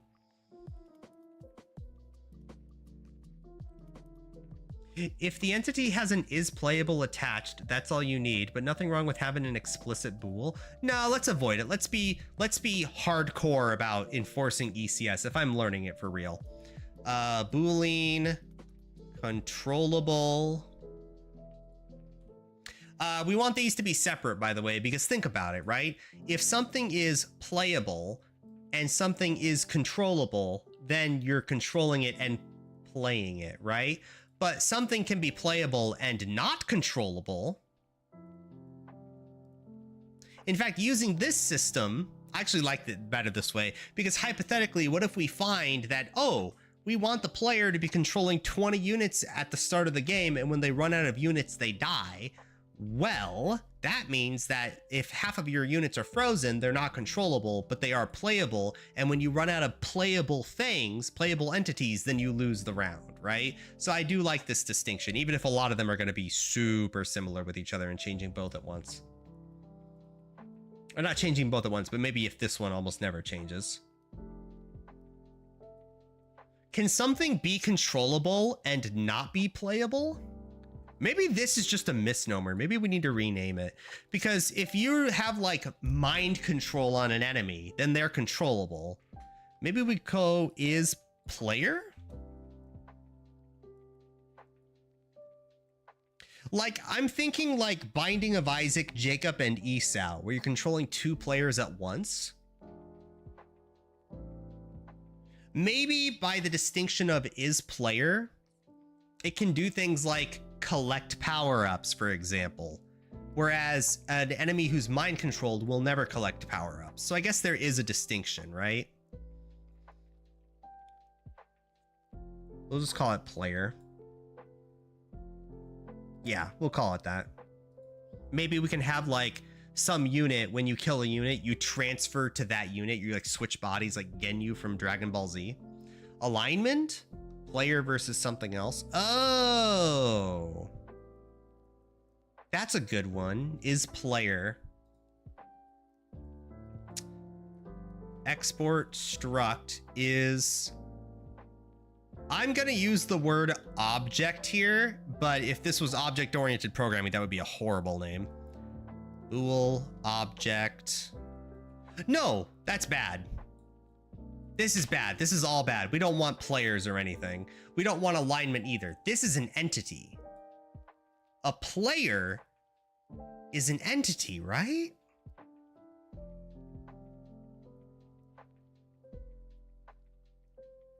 This is an entity. Yeah.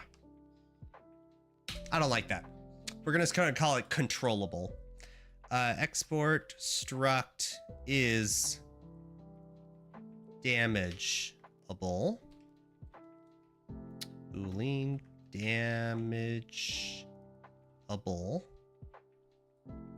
Damageable. That's a weird name. Oh, what other components are we gonna want, chat? Oh, this is the hardest part about ECS. You have to name off fucking everything. Or if not everything, well, to be fair, it's extremely modular, but it's nice to have a bunch of just setup stuff, you know? Export struct is shooting. Boolean shooting. This seems okay. So I guess for those of you who don't know, what's the point here? What are we trying to do? Why do we have so many individual components? Well, the reason why is because video game development, and I think this is true, like what you should be doing in all video game development. I think ECS is based as fuck. In video game development, it's an extremely iterative process, right? You are constantly changing goals and scope, and usually it's never have less of something, usually because it's an additional feature. ECS, because these all components are what we're going to base the whole program on, right? We're component-based programming, we're data-driven programming, right? The reason why this is cool is because now, if we want, let's say, for example, a designer comes to us and they say, hey, we want the player to shoot a bullet that they control like a missile, and they can hit the enemy. They just control the missile for a second, and the player doesn't do anything. When you shoot, the missile launches off and you control the missile and the player stops moving. Like, if you do object-oriented programming, how the fuck do you even start with that? There's so, you have to like inherit things, and you have to like turn things off that weren't set to be turned off. Data-driven programming, ECS, that's trivial. It's like a 2-second operation. All you would have to do is players no longer controllable, and then you're gonna have a missile shootout, and this entity is gonna have a hurt box, it's gonna have a render rect, it's gonna have a position, it's gonna be controllable. Like, you just plug and remove all of these components. You just plug and unplug everything to make the whole game. Now, you may think, oh, Gary, only things on screen are entities? False. Everything in the game is a goddamn entity. The music is an entity. The UI is an entity. The player is an entity. The bullets, the backgrounds, the enemies, the fucking score, the text is an entity. Everything is an entity. And yes, even your mom. And I think that's amazing, because now what happens, now think about it. Think of all the benefits that brings. If a designer comes to you and it's like, hey, you know this music file we have in the game? We just want like to give more credit to the producer of the music. So whenever a new song starts, can you just have a little text display with a song name and the artist name on the top left or something? And if you're like, if you have no like, holy shit, how do you even do that in object-oriented programming? Like, you could do it, but Jesus, you got to make like a whole new class, and you got to like inherit some information from the song currently playing, maybe have like an event thing. Well, in ECS, it's really trivial. All you have to do is turn on a position value and probably export struct. I guess we can call this a sprite, but I don't know how much I enjoy calling it that. And we'll call this like an SDL. I don't want to call it image. What's a good name for this? What's the object type in SDL for image? SDL. What am I returning here? PNG? Oh God. Oh my God, it's been so long since I did SDL. Image.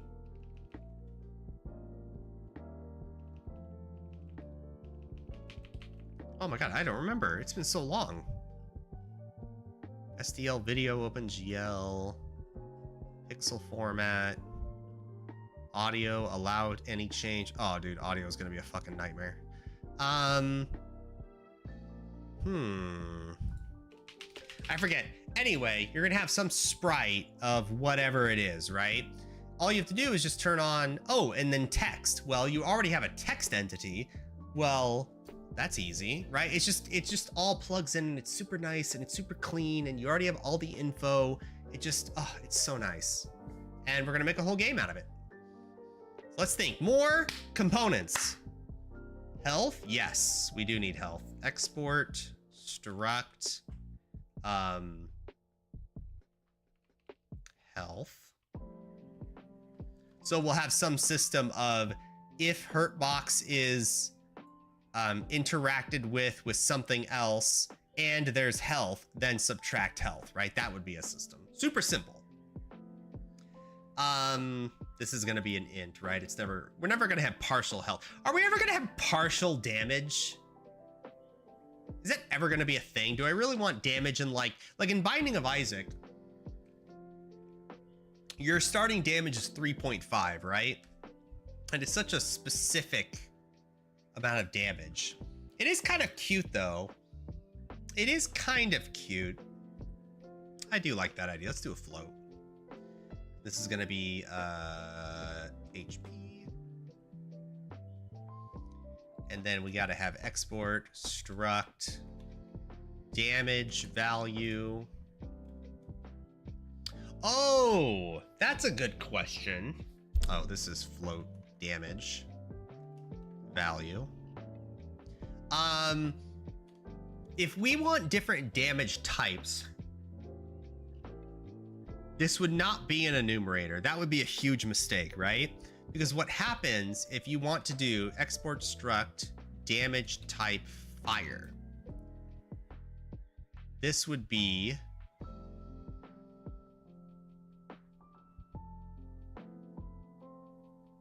damage type fire, Boolean value, right? Damage is fire. I think that's how you would do it, right? And then you would do the same thing for cold, lightning, all that stuff, right? And it needs to be the same, I think. And the reason why I want to do this is what happens if you have a skill that does 50-50 fire and lightning damage? Well, damage type is fire and is lightning.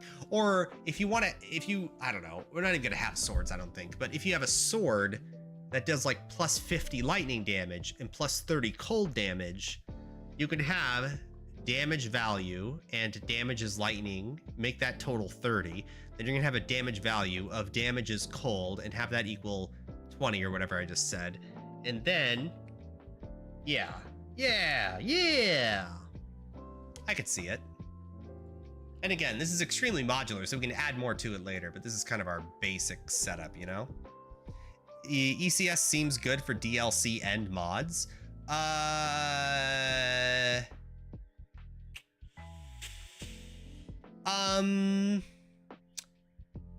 Mods in the sense, DLC, yeah, obviously it'd be trivial. I mean, you can just add whatever values you want. As long as you have systems interacting with them, you're golden. Mods are a little bit more difficult. If you mean mods like adding your own components, no, that's not what this is for.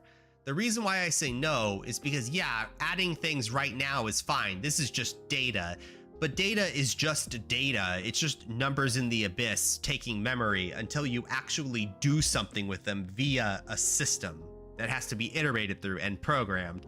So that's not moddable. However, if you wanted some mod where it's like you make your own enemy, like its own entity, then, you know, yeah, you could probably do it. Give it health, give it a hurt box, give it a render rectangle, give it a position. I could see it.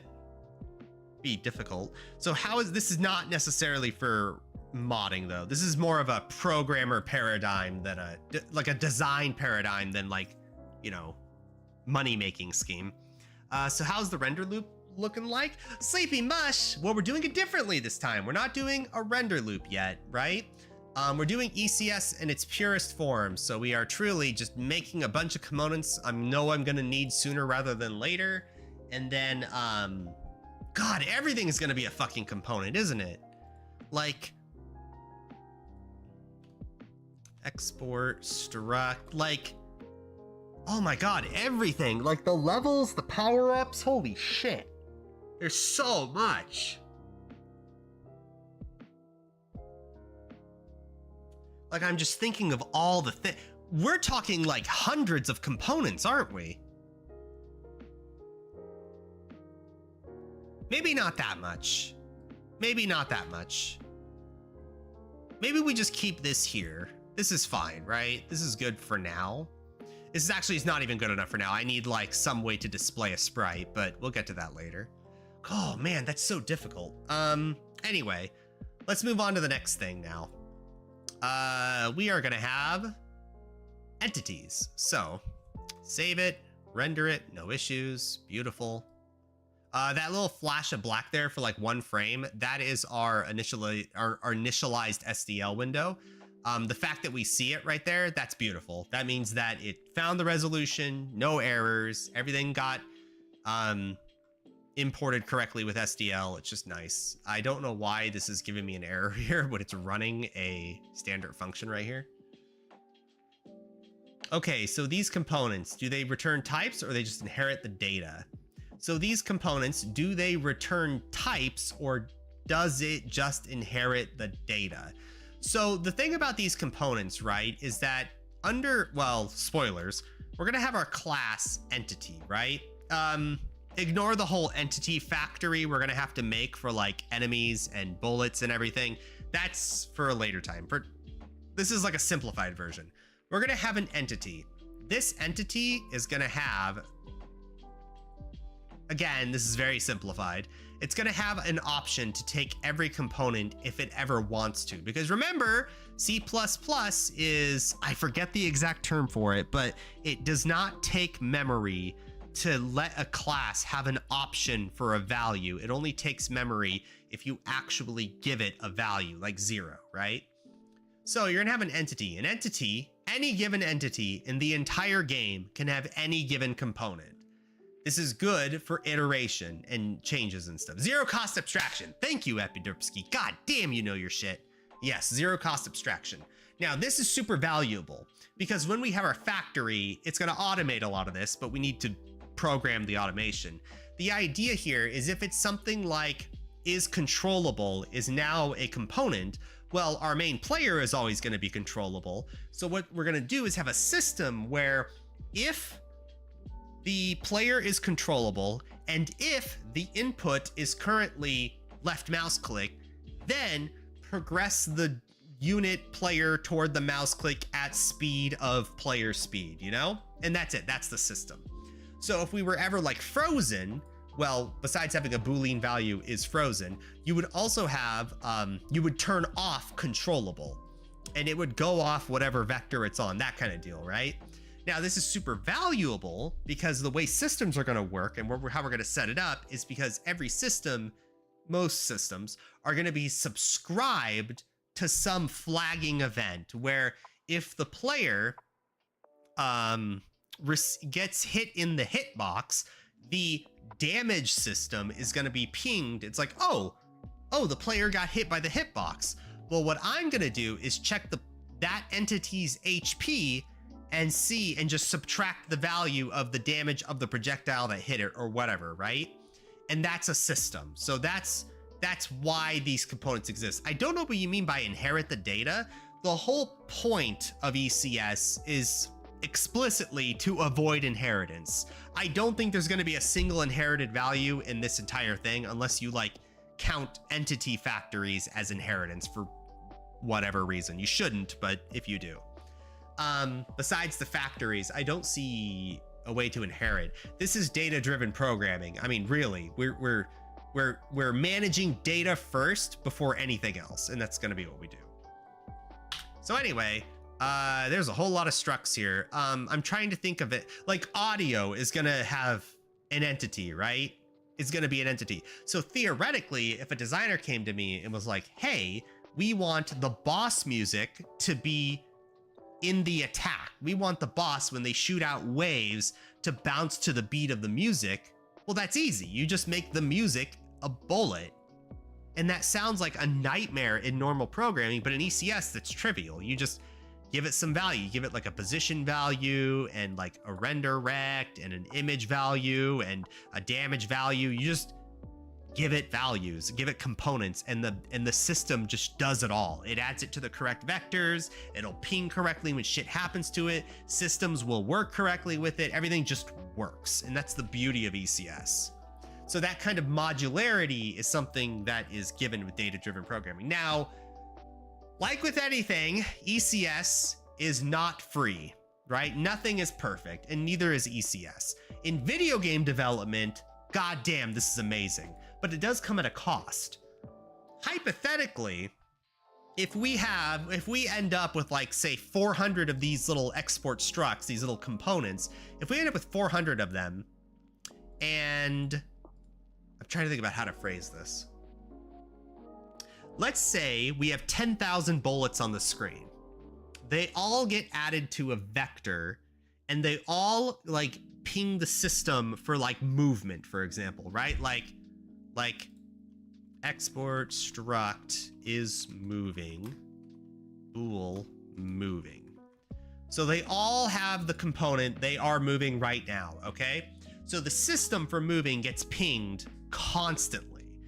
I think the biggest issue with ECS is managing memory when it comes to systems iterating or getting notified when things are happening or trying to figure out what components are doing at any given time. Because it's so modular, which is great, that comes at a cost of you have to be really, really careful with how systems are implemented because you don't want to overly tax the program.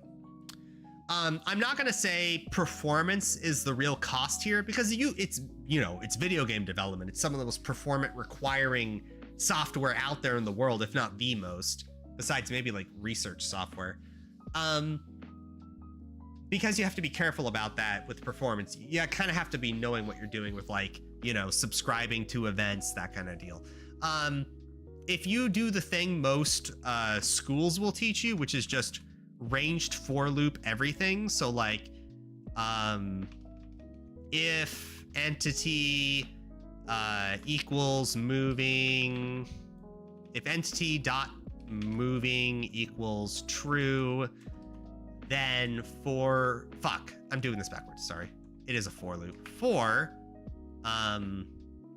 auto I colon list of entities do this if entity dot moving, if I dot moving is equal to true, then system for moving, move I dot position whatever, I dot position equals it exists. Basically, this is pseudocode for whatever. Anyway, whatever this changes, right? Change position system. This is kind of what it's going to look like. Now, the problem here is, look at this. You're iterating through the entire list of entities of everything in the game on screen right now for if moving equals true and it has a position thing, if this is a component on the system, right? And then change the position of the entity. Well, this is a horrible implementation because the list of entities is literally everything in the game. The music, the sound effects, the UI. Do you really need to be pinging these things for moving? Well, no, this is kind of dumb, right? So instead, let's do like, we're gonna pseudocode this. So like if entity is moving equals true, then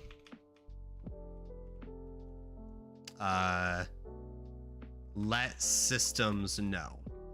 That's kind of what we're going to be setting this up as, where if the entity is moving, if this, where's my module here? If this component is turned on, if it's given to any given entity, then the systems that care about that subscribe to being notified about that, like a YouTube subscription to a channel so you get notified when a video is uploaded. If this gets added to a entity, they get added to a vector. Well, no, they don't get added to a vector. They would just ping. They would just let a flag. No, maybe it would be a vector. They would flag out like, hey, I'm moving. I don't know if any systems care, but I'm moving. All the systems that would care now do their thing to that or check against it. That's how we're going to implement that. But that's kind of the downside of ECS. It just takes more setting up. But boy, oh boy, When it comes to adding features, fucking it's the king, baby. Does this all make sense? I hope this all makes sense. I enjoy it. Now, I think we're gonna call the stream here, but remember, I stream every single fucking day, baby. Oh, this chat, this background's too lewd. Don't look at it. Hold on. Hide. All right, guys, I stream every single day. We're gonna be back tomorrow with more programming. We're gonna start our entities and entity factories. Oh, and it's gonna be a fun time. I don't know if you guys ever implemented a factory in C++, but it's pretty easy. It's not that bad. Actually, it's very easy. It's just like 4 lines, but it can do it. All right, see you guys later. See you later, alligators. Wait, give me a lick. Tasty. See you guys tomorrow. Bye.